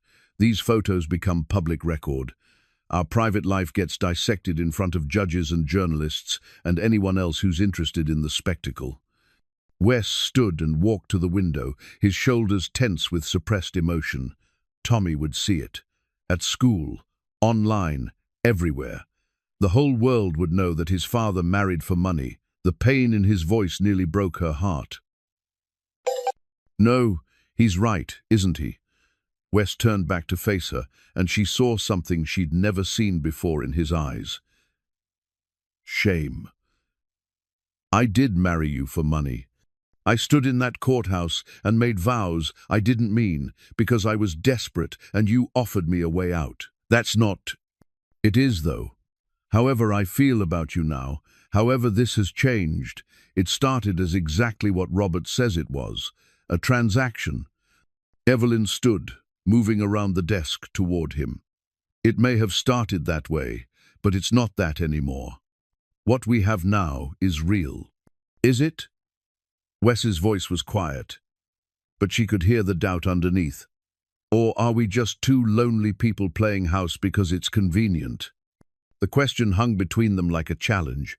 Evelyn realized that this was the moment of truth, not just about their legal situation, but about what they'd actually built together. Did she love Wes because he'd given her a family again, or did she love him for who he was? And did it matter if the end result was the same? "I know what I feel," she said carefully, "but I also know that neither of us asked for this complication when we made our arrangement. So what are you saying?" Evelyn took a deep breath, steeling herself for what might be the hardest conversation of her life. "I'm saying that maybe we should consider Robert's offer. Maybe we should end this before it gets more complicated than it already is." The words felt like glass in her throat, but she forced them out anyway. Because as much as it would destroy her to lose Wes and Tommy, she couldn't bear the thought of Tommy being humiliated in public because of choices she and his father had made. Wes stared at her for a long moment, his expression unreadable. "Is that what you want?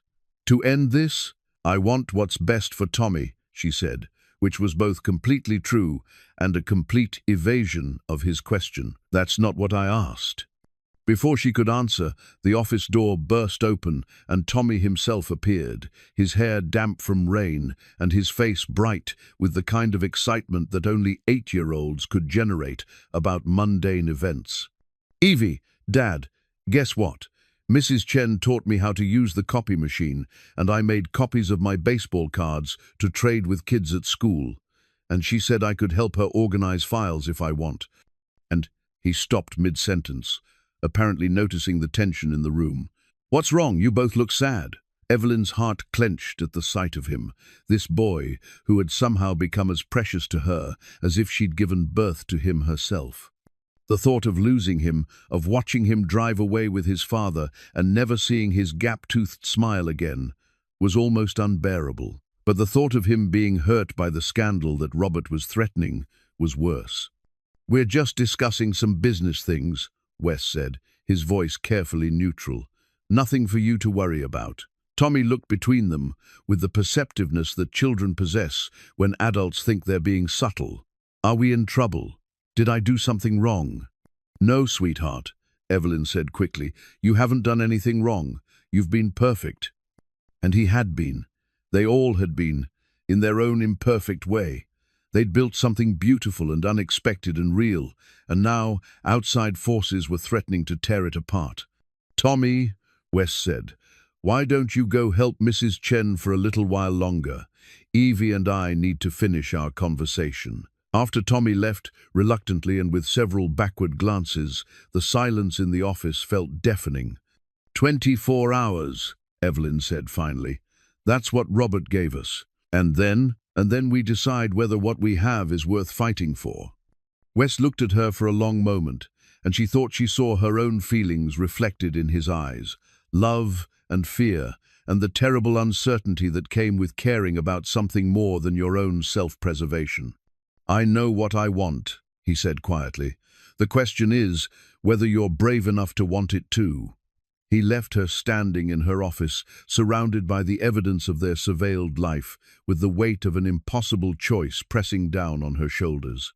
Fight for a love that might not survive the battle, or walk away from the best thing that had happened to her in years. 24 hours to decide whether she was brave enough to risk everything for the chance at real happiness.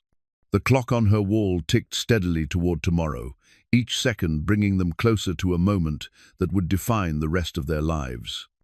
The wedding rings lay side by side on Evelyn's kitchen counter, catching the morning light like promises waiting to be made. She and Wes had chosen them together the night before, in a quiet jewelry store downtown, where the elderly owner had stayed late to help them find something that felt right. "We're renewing our vows," Wes had explained to the jeweler, which was technically true, though it didn't capture the complexity of what they were actually doing. They weren't just renewing vows, they were making them for the first time, with full knowledge of what they meant and what they were risking by speaking them aloud. The decision had come after a sleepless night of walking the estate grounds, talking until dawn about everything they'd never said to each other, about Evelyn's lost daughter and the guilt that had kept her frozen for 7 years. About Wes's fears that he'd never be enough, never be worthy of the life she was offering. About Tommy's resilience and their shared determination to protect him from the storm that was coming. Most importantly, they talked about love, the messy, complicated, imperfect love that had grown between them despite every reason it shouldn't have. "If we're going to fight, Robert," Wes had said as the sun rose over the gardens, "then we fight as a real married couple. Not as business partners or convenient arrangements, but as people who chose each other freely and completely." Now, 12 hours before Robert's deadline, they were preparing for war. Evelyn's lawyer, Patricia Hendricks, sat at the kitchen table with files spread before her like battle plans. At 65, Patricia had the kind of steel-grey hair and no-nonsense demeanor that made opposing counsel nervous, and she'd been Charles's attorney before becoming Evelyn's trusted advisor. "Robert's case isn't as strong as he thinks it is," Patricia said, adjusting her reading glasses as she reviewed the investigator's report. "Yes, these photos show you maintaining separate residences, but that's not unusual for couples adjusting to a blended family situation. Plenty of married couples sleep in separate bedrooms for various reasons." "But the financial records," Evelyn said. "The payments to Wes's account can be explained as salary for estate management, which is legitimate. The timing is unfortunate, but not necessarily damning." Patricia looked up from the papers. "However, I need to ask you both something, and I need honest answers." Wes and Evelyn exchanged glances. They'd agreed to complete honesty, no matter how uncomfortable. "How do you feel about each other now?" Patricia asked. Not how you felt when you got married, but right now, today.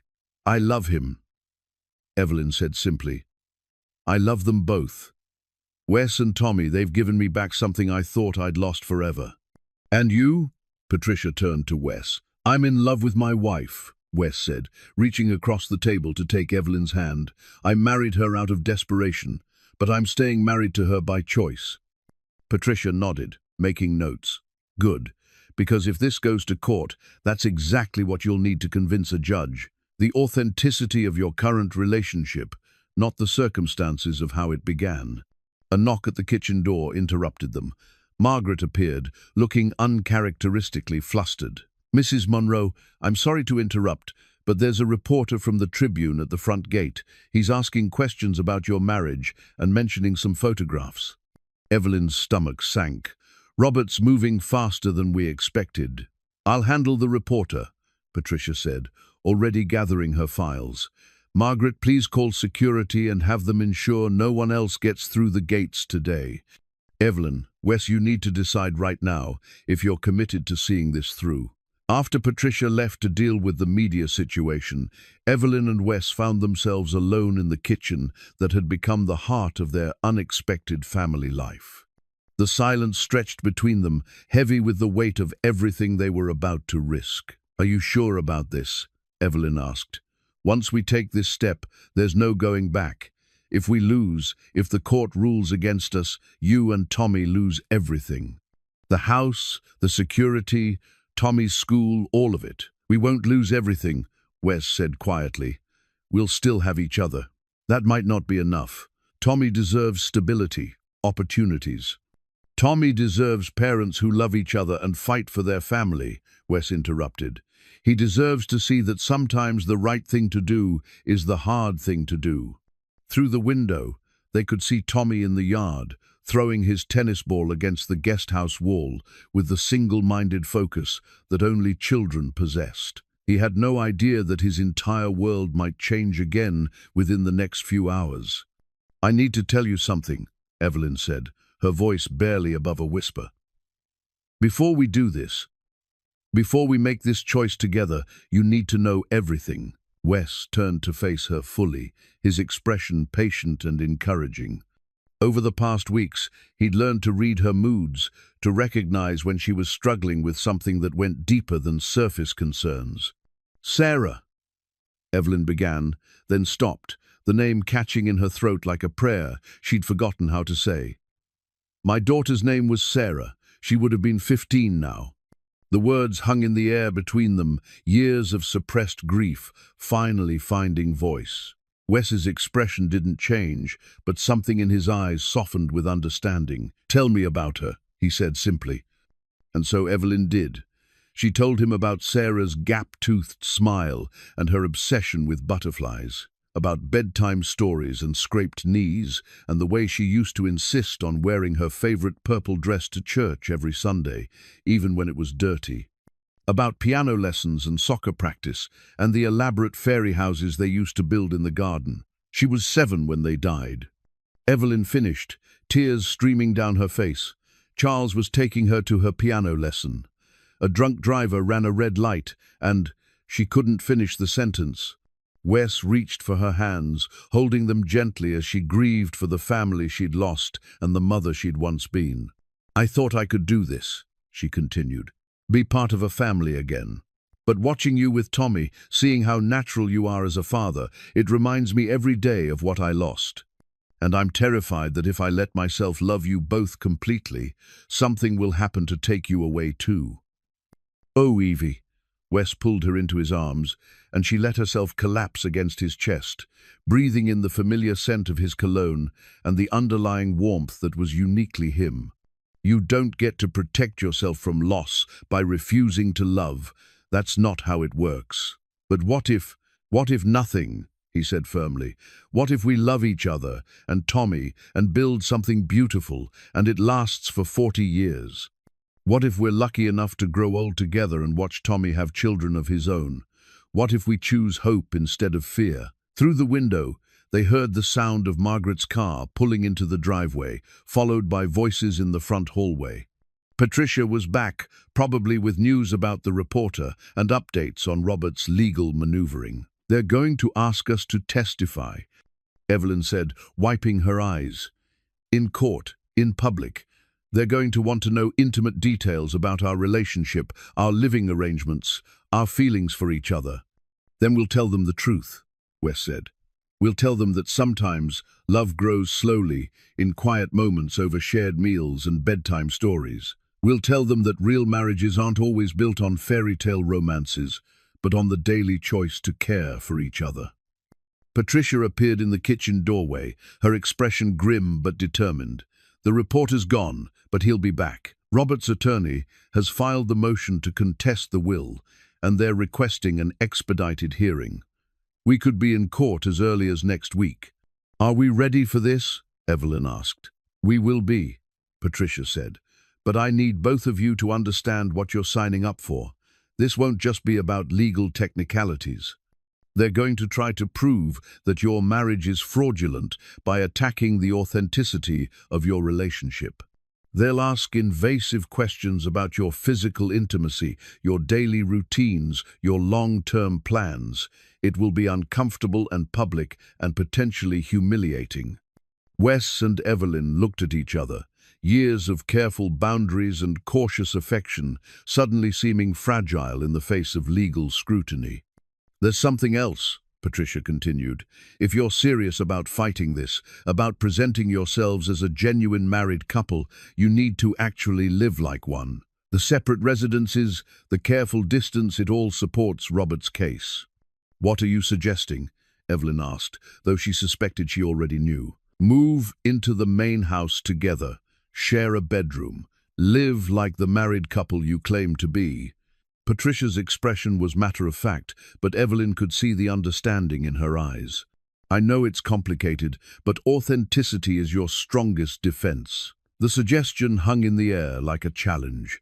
They'd spent months building trust and affection within carefully maintained boundaries. Now they were being asked to tear down those boundaries and risk everything on the hope that what lay beneath was strong enough to support a real marriage. "Tommy," Wes said quietly. "He'd need to understand why we're suddenly living together. We tell him the truth," Evelyn said, surprising herself with the certainty in her voice. "We tell him that we started as friends helping each other, but now we've fallen in love and want to be a real family. And if he has questions about why it took so long, then we answer them honestly. Children understand more than we give them credit for." Margaret knocked gently on the doorframe. "I'm sorry to interrupt again, but Tommy's asking if he can come in for lunch. Also, there are 2 more cars at the front gate, looks like additional reporters." Patricia stood, gathering her files with military efficiency. "I'll handle the media and start preparing our defense. You two need to make your decision and make it fast. If you're going to present a united front, you need to actually be united." After Patricia left, Evelyn and Wes found themselves alone again, the weight of the decision pressing down on them like a physical force. "Are you scared?" Evelyn asked. "Terrified," Wes admitted, "but not of the legal battle. I'm scared of messing this up, of not being enough for you, of Tommy getting hurt because of choices I made." "You're more than enough," Evelyn said fiercely. "You're everything I didn't know I needed." They heard Tommy's footsteps on the porch, followed by his cheerful knock on the door. In a few minutes, they'd have to explain to an 8-year-old that their quiet, stable life was about to become very complicated. They'd have to ask him to trust them one more time, to believe that the adults in his life knew what they were doing, even when they weren't entirely sure themselves. But first, they had a choice to make.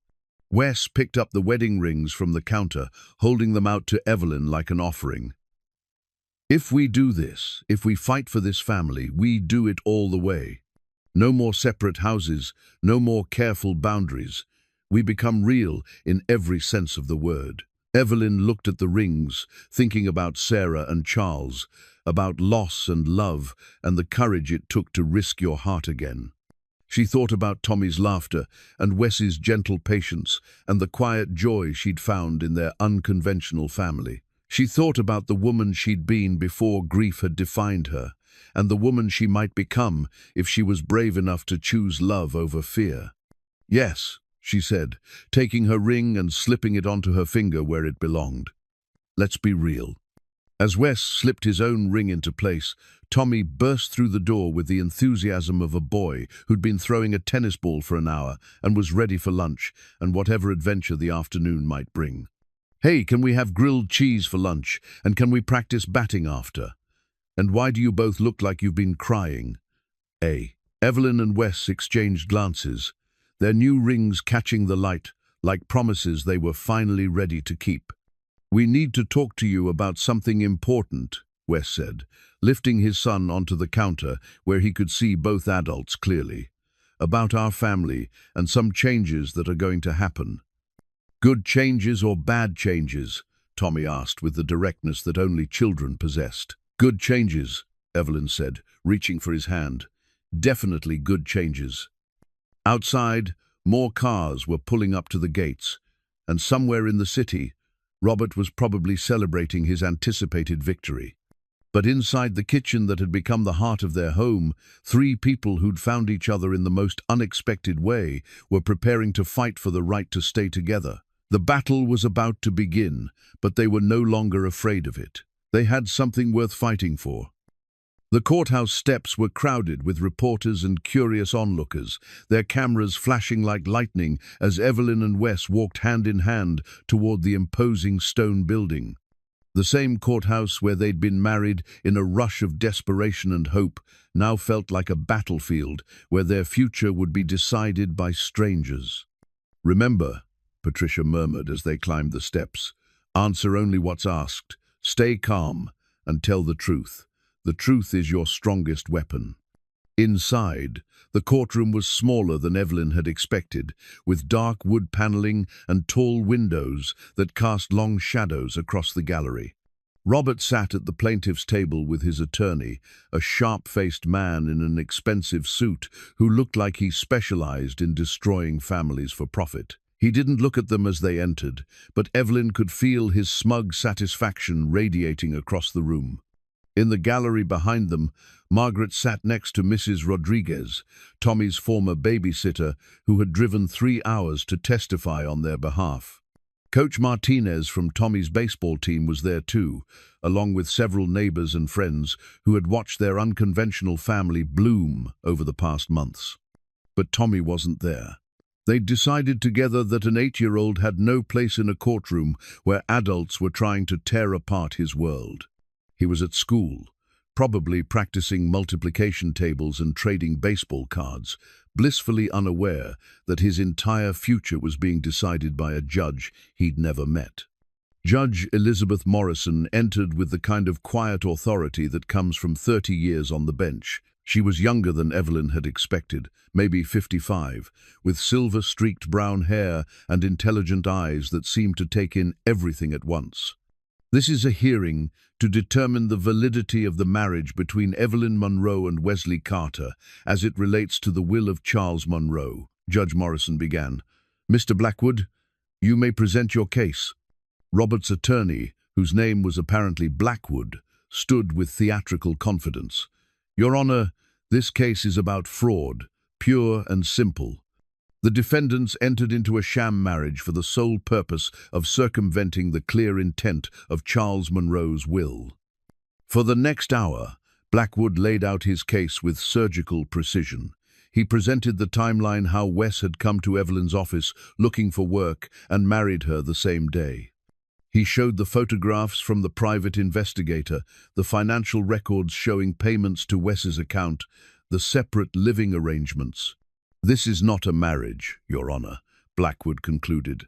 "This is a business transaction dressed up in legal clothing. Mr. Carter was paid to play the role of husband for just long enough to satisfy the letter of the will while completely ignoring its spirit.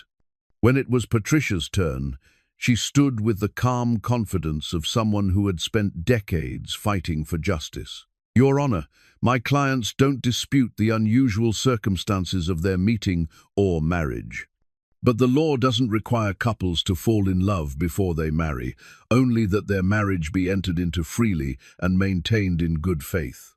Patricia called their first witness, Margaret Chen, who testified about watching their relationship develop from professional courtesy to genuine affection. She described the cooking lessons, the shared dinners, the way Tommy had blossomed under Evelyn's care.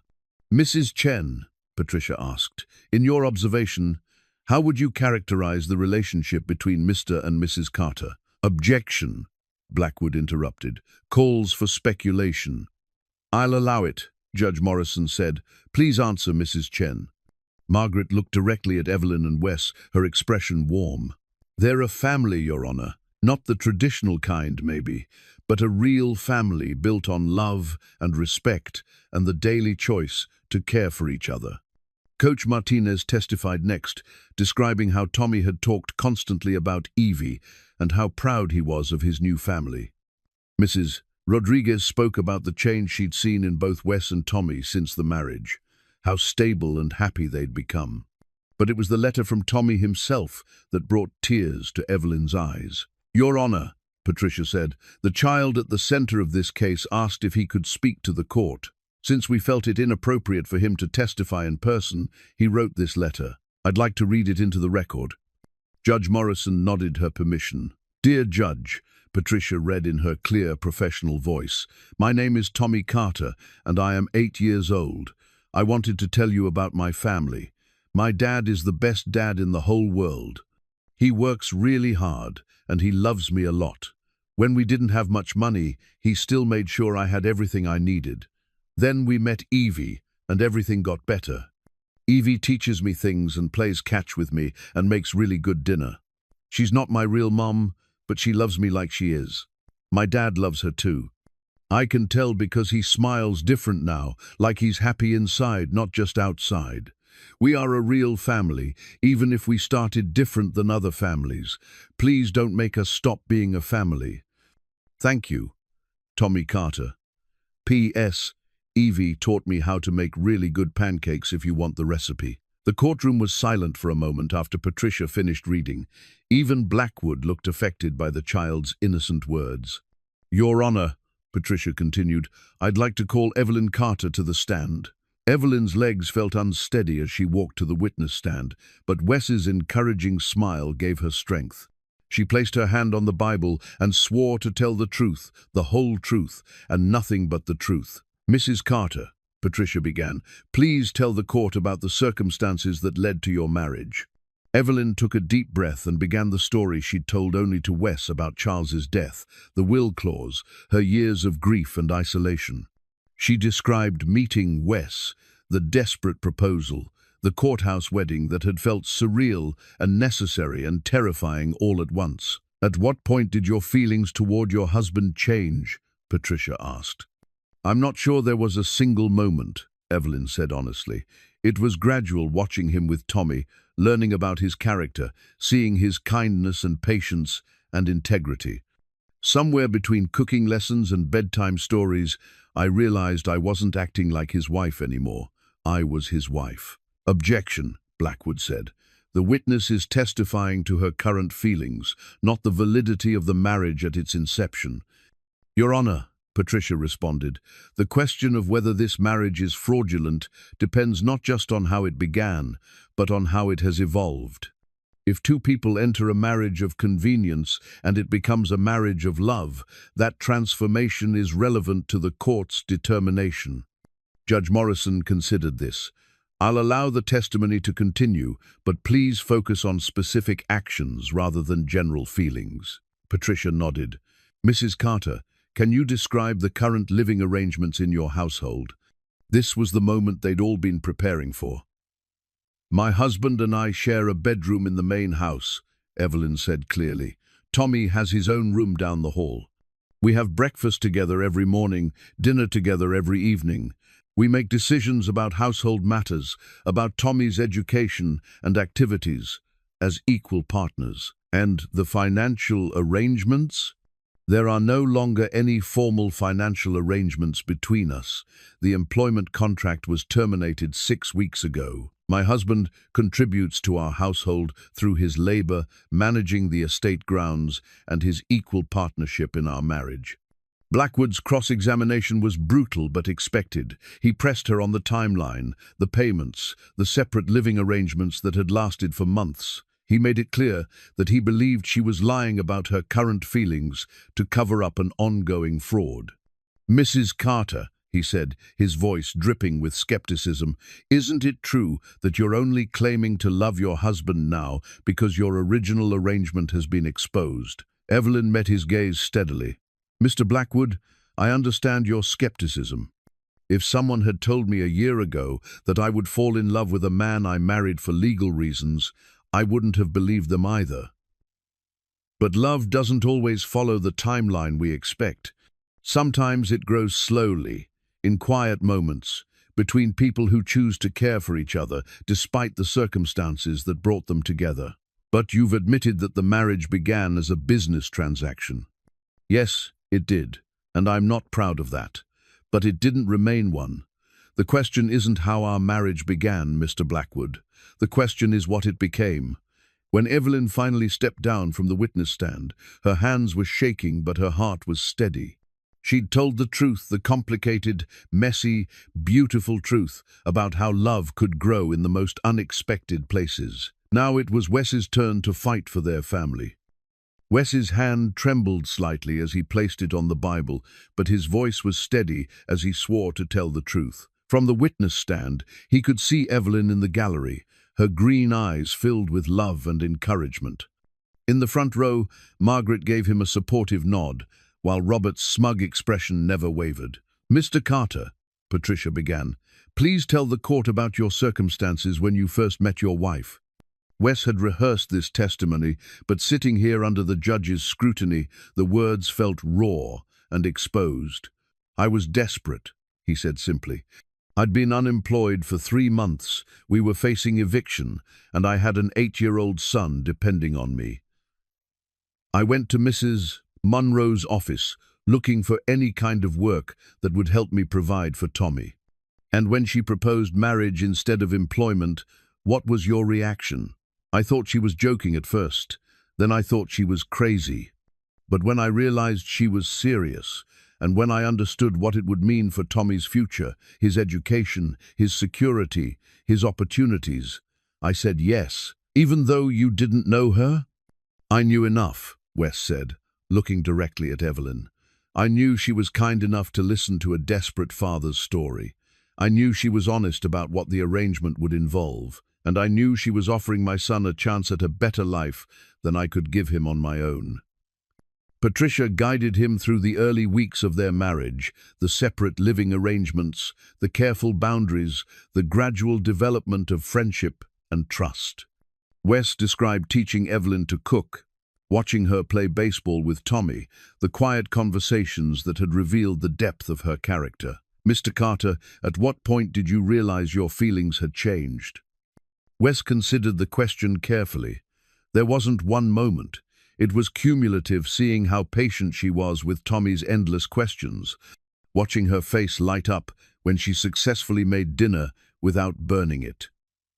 Listening to her talk about her late husband and daughter with such love, even through her grief. "I fell in love with her humanity, her vulnerability, her strength." "And when did you first tell her you loved her?" "Last week, when we decided to fight this legal challenge together. I told her I married her out of desperation, but I was staying married to her by choice." Blackwood's cross-examination was even more aggressive than it had been with Evelyn. He attacked Wes's motivations, his financial situation, his worthiness to be part of the Munro legacy. "Mr. Carter, you had no college education, no significant assets, no professional prospects when you married Mrs. Munro, correct?" "That's correct. You were facing eviction, your son was on free lunch at school, and you were essentially destitute." "Yes." "And suddenly, you're living in a mansion. Your son is attending an elite private school, and you have access to wealth you could never have imagined earning on your own." "Yes, but isn't it convenient that you discovered love just as your comfortable arrangement was being threatened?" Wes felt his temper flare, but forced himself to remain calm. "Mr. Blackwood, I understand why you're skeptical. If our situations were reversed, I might be asking the same questions. But you're suggesting that I'm lying about loving my wife and son to protect my financial situation. Aren't you?" "No, sir, I am not." Wes's voice carried the quiet conviction of absolute truth. "I would love Evelyn and Tommy if we were living in a one-bedroom apartment and eating mac and cheese for dinner every night. The security they've provided is a blessing, but it's not why I want to stay married to her." "Then, why do you want to stay married to her, Mr. Carter?" The question hung in the air, and Wes felt the weight of everyone's attention, the judge, the attorneys, the gallery full of supporters and skeptics. This was his chance to speak directly to the heart of their case. "Because she makes me a better man," he said simply. "Because watching her with Tommy has shown me what unconditional love looks like. Because she's taught me that strength isn't about never being vulnerable, it's about being brave enough to care about people, even when you know caring might hurt." He paused, gathering his thoughts, then continued with growing passion. "I know how this looks, Your Honor. Poor man marries rich woman, suddenly claims to love her when their arrangement is threatened. But I'm asking you to look beyond the circumstances of how we met and see what we've built together. We're not perfect, and we didn't start in the traditional way, but we're a family. Real families aren't always born, sometimes they're chosen, piece by piece, day by day, through the decision to show up for each other no matter what. Even if it means giving up the financial security you've gained," Blackwood pressed. "Even if it means going back to the apartment and the struggle and the uncertainty," Wes said without hesitation, "because I'd rather be poor with Evelyn and Tommy than wealthy without them." When Wes stepped down from the witness stand, the courtroom felt electric with tension. Judge Morrison called for a brief recess, during which Patricia, Evelyn, and Wes huddled together in the hallway. "You did well," Patricia said. "Both of you. You were honest, authentic, and compelling. Now we wait." But they didn't have to wait long. When court reconvened, Judge Morrison looked tired but determined. "I've reviewed all the evidence presented today," she began, "including the testimony, financial records, photographs, and character witnesses. This is an unusual case that requires careful consideration of both the letter and spirit of the law."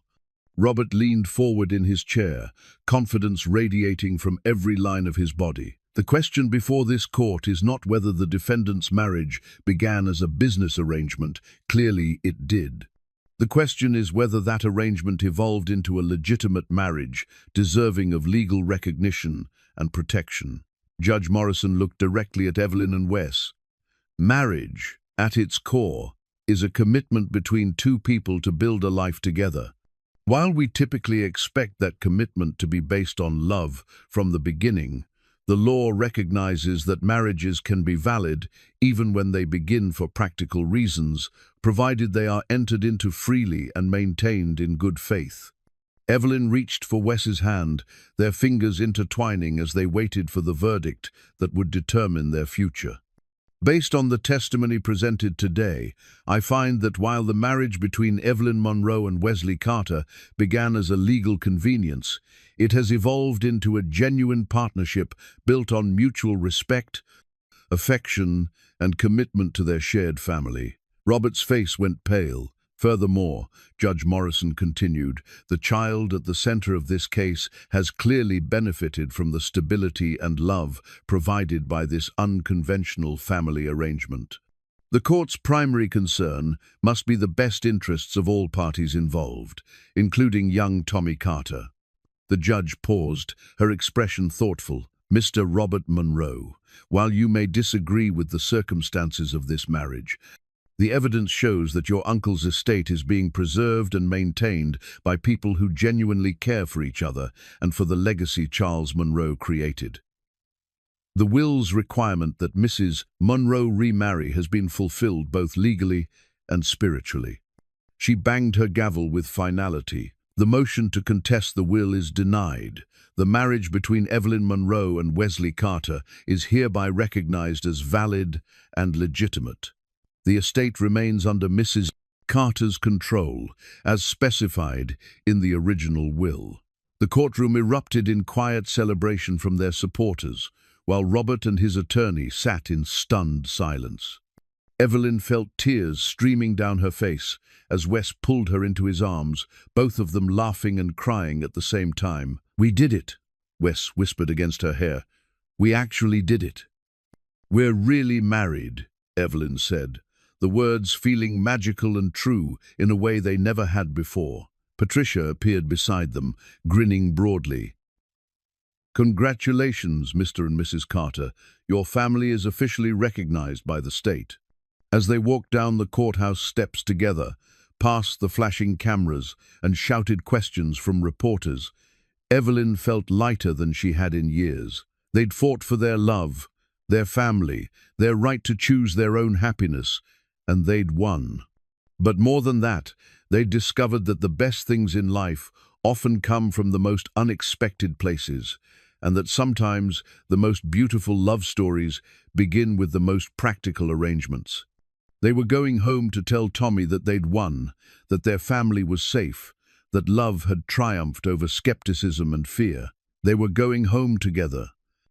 6 months later, the new family portrait sat in a place of honor on the mantelpiece in the main house's living room, replacing the formal photographs that had dominated the space for years. In it, Evelyn, Wes, and Tommy smiled naturally at the camera, their faces relaxed and genuinely happy.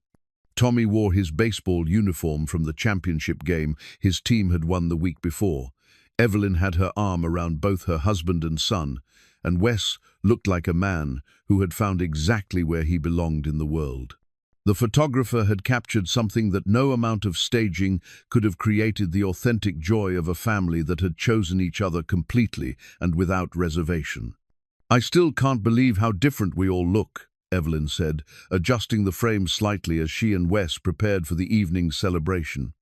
"Tommy's grown at least 2 inches, and you—" She reached up to straighten his tie, a gesture that had become second nature over the months of their real marriage. "You look like a man who sleeps well at night." "That's because I do," Wes replied, catching her hands and bringing them to his lips. "No more worrying about rent or whether Tommy's going to have to change schools again.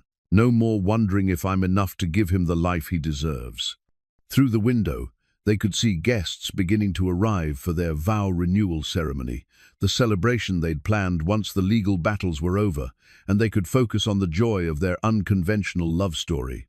Margaret was directing the caterers with military precision, while Tommy raced around the garden with his school friends, showing off the estate that had become his beloved home. "Are you nervous?" Wes asked, noting the way Evelyn kept fidgeting with her dress, a simple but elegant cream-colored sheath that was worlds away from the business suit she'd worn to their courthouse wedding. "A little," she admitted. "Not about marrying you again, I'm sure about that, but about standing up there and telling our story to everyone, about being that vulnerable in public." They'd decided to include their full story in the ceremony, the desperation that had brought them together, the business arrangement that had evolved into love, the legal battle that had proven their commitment to each other. It wasn't the typical fairy tale that most couples shared on their wedding day, but it was theirs, and they'd learned that authentic love stories were always more beautiful than perfect ones. "We don't have to tell them everything," Wes said gently. "We can keep it simple if you prefer." Evelyn shook her head. "No, I want to tell the truth, all of it. I want people to know that families can be born in the most unexpected ways, and that doesn't make them any less real." A knock on the door interrupted them, and Tommy burst in wearing his new suit and a grin that could have powered the entire estate. "Dad, Evie, everyone's here. Mrs. Chen brought her whole family, and Coach Martinez said he's never seen such a fancy party, and there's a cake that's bigger than me." He paused for breath, then looked at them with the solemn expression he wore when he had something important to say. "Are you ready to get married again?" "More than ready," Evelyn said, kneeling down to his level. Over the past months, her relationship with Tommy had deepened from polite affection to genuine maternal love. He'd started calling her Mom about 3 months ago, casually and naturally, as if she'd always been his mother. The first time it happened, she'd cried for an hour, happy tears that washed away years of believing she'd never have a child to love again. "Good," Tommy said seriously, "because I have something for you." He pulled a slightly crumpled piece of paper from his pocket, a drawing he'd made at school of their family standing in front of the house. In the picture, stick figures of all three of them held hands under a rainbow with the Carter family written in crayon across the top. "It's for your new wedding," he explained. "So you remember that we're all together now." Evelyn felt tears threatening her carefully applied makeup. "It's perfect, sweetheart. We'll treasure it always." The ceremony took place in the garden, where Evelyn had first taught Tommy to play catch, under an arch of white roses and fairy lights that Margaret had somehow arranged, despite having no formal event planning experience. The guest list was small but meaningful: friends, colleagues, neighbors, and the found family that had supported them through their legal battle. Patricia served as officiant, having gotten ordained online specifically for this occasion. As she spoke about love growing in unexpected places and families being built through choice rather than chance, Evelyn felt a sense of completion that had nothing to do with legal documents or inheritance rights. When it came time for their vows, Wes spoke first, his voice clear and steady despite the emotion in his eyes. "Evelyn, 6 months ago I came to your office looking for a job, and you offered me something I didn't even know. I needed a partner, a home, a chance to build something beautiful from the ground up. You've taught me that love doesn't always start with fireworks and fairy tales. Sometimes it starts with kindness and grows through patience and becomes something stronger than either passion or convenience could create alone." He paused, looking out at Tommy, who was sitting in the front row between Margaret and Mrs. Rodriguez. "You've given my son the stability and love he deserves, and you've given me the chance to be part of something bigger than just survival. I promise to love you not just when it's easy, but when it's hard. Not just when life is smooth, but when it's complicated. Not just in the good times we've found together, but in whatever challenges we'll face in the future." Evelyn's vows were simpler, but no less heartfelt. "Wes, you walked into my life when I'd forgotten how to live in it. I'd built walls around my heart so high that I thought nothing could scale them. But you didn't try to tear them down, you simply showed me, day by day, that it was safe to let them crumble."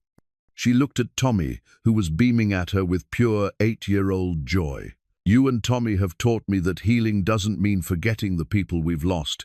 It means finding the courage to love again. You've shown me that families aren't just born, they're built through daily choices and shared struggles and the decision to keep showing up for each other." Her voice grew stronger as she continued. "I promise to be your partner in all things, in raising Tommy, in building our future, in facing whatever comes next. I promise to choose love over fear, hope over caution, and our family over anything that might threaten it." When Patricia pronounced them husband and wife, again, for real this time, and with feeling, the small gathering erupted in cheers and applause. Wes kissed Evelyn with the passion of a man who was no longer holding anything back, and she kissed him with the freedom of a woman who had finally learned to trust in love again. Tommy rushed up to join their embrace, wrapping his arms around both adults and declaring loudly, "Now we're really, really married." As the evening progressed, with dancing and dinner and speeches from friends who had watched their love story unfold, Evelyn found herself thinking about Charles and Sarah. For years, she'd felt guilty about the possibility of being happy again, as if joy would somehow dishonor their memory. But standing in the garden where she'd first learned to laugh again, surrounded by the people who had become her chosen family, she understood that love wasn't a finite resource. Loving Wes and Tommy didn't diminish what she'd felt for Charles and Sarah. It honored it by proving that the human heart was capable of healing and growing and opening itself to new possibilities. Late that evening, after the last guests had gone home and Tommy had fallen asleep still wearing his suit jacket, Evelyn and Wes sat on their porch, swing the same spot where they'd shared so many conversations during their careful courtship. The estate was quiet around them, peaceful in the way that only comes when all the important battles have been won. "Any regrets?" Wes asked, his arm around her shoulders as they watched fireflies dance in the darkness. "About marrying a stranger for legal reasons and then falling madly in love with him?" Evelyn pretended to consider this seriously. "I can't think of any." "Good, because I was thinking we should probably renew our vows again next year. You know, just to make sure we really mean it." "Every year," Evelyn agreed, "with bigger cakes each time." They sat in comfortable silence, both of them thinking about the journey that had brought them to this moment. A year ago, they'd been strangers bound by desperation and legal necessity. Tonight, they were a family forged by choice and strengthened by adversity. "Tommy asked me something today," Wes said, "while we were getting ready for the ceremony." "What?"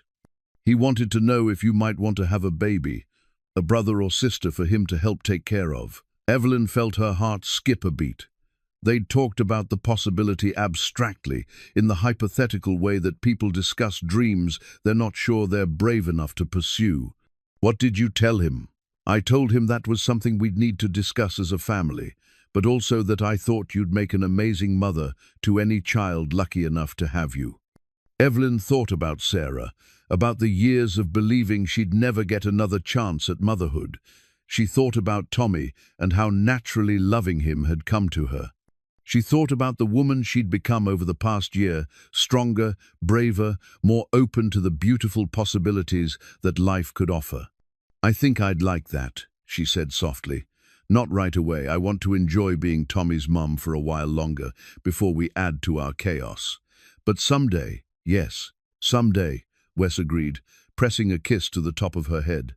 As they prepared for bed in the room they now shared completely and without reservation, Evelyn caught sight of herself in the mirror and was startled by what she saw. The woman looking back at her was radiant in a way that had nothing to do with makeup or fancy clothes. She looked like someone who had found her place in the world, someone who was loved and who loved freely in return.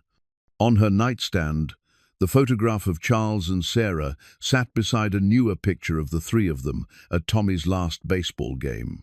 Past and present, loss and love, grief and healing, all part of the same story, all contributing to the woman she'd become. "Thank you," she whispered to the older photograph, a prayer of gratitude for the love that had taught her it was possible to love again. In the months that followed, their life settled into the rhythms of any ordinary, extraordinary family. Tommy thrived in school and on the baseball diamond, confident in the knowledge that he had two parents who would be there for every game, every school play, every scraped knee and broken heart that childhood would bring. Wes found his calling in managing not just the estate grounds, but several of Monroe Industries' development projects, his practical experience and natural leadership skills, making him invaluable to the company that was now truly their shared enterprise. Evelyn discovered that happiness was not a betrayal of grief, but its ultimate triumph, proof that love was stronger than loss, that hope could bloom in the ashes of despair, that second chances were not just possible, but could be more beautiful than first ones.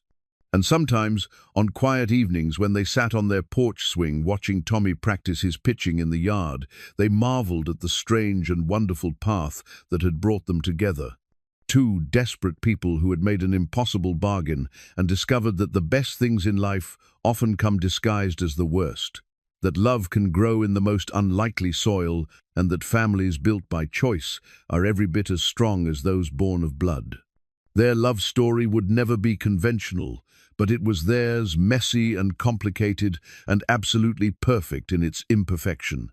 They had learned that sometimes the most beautiful journeys begin with a single desperate step, and that the greatest adventures are the ones you never saw coming. In the end, that was enough. More than enough. It was everything.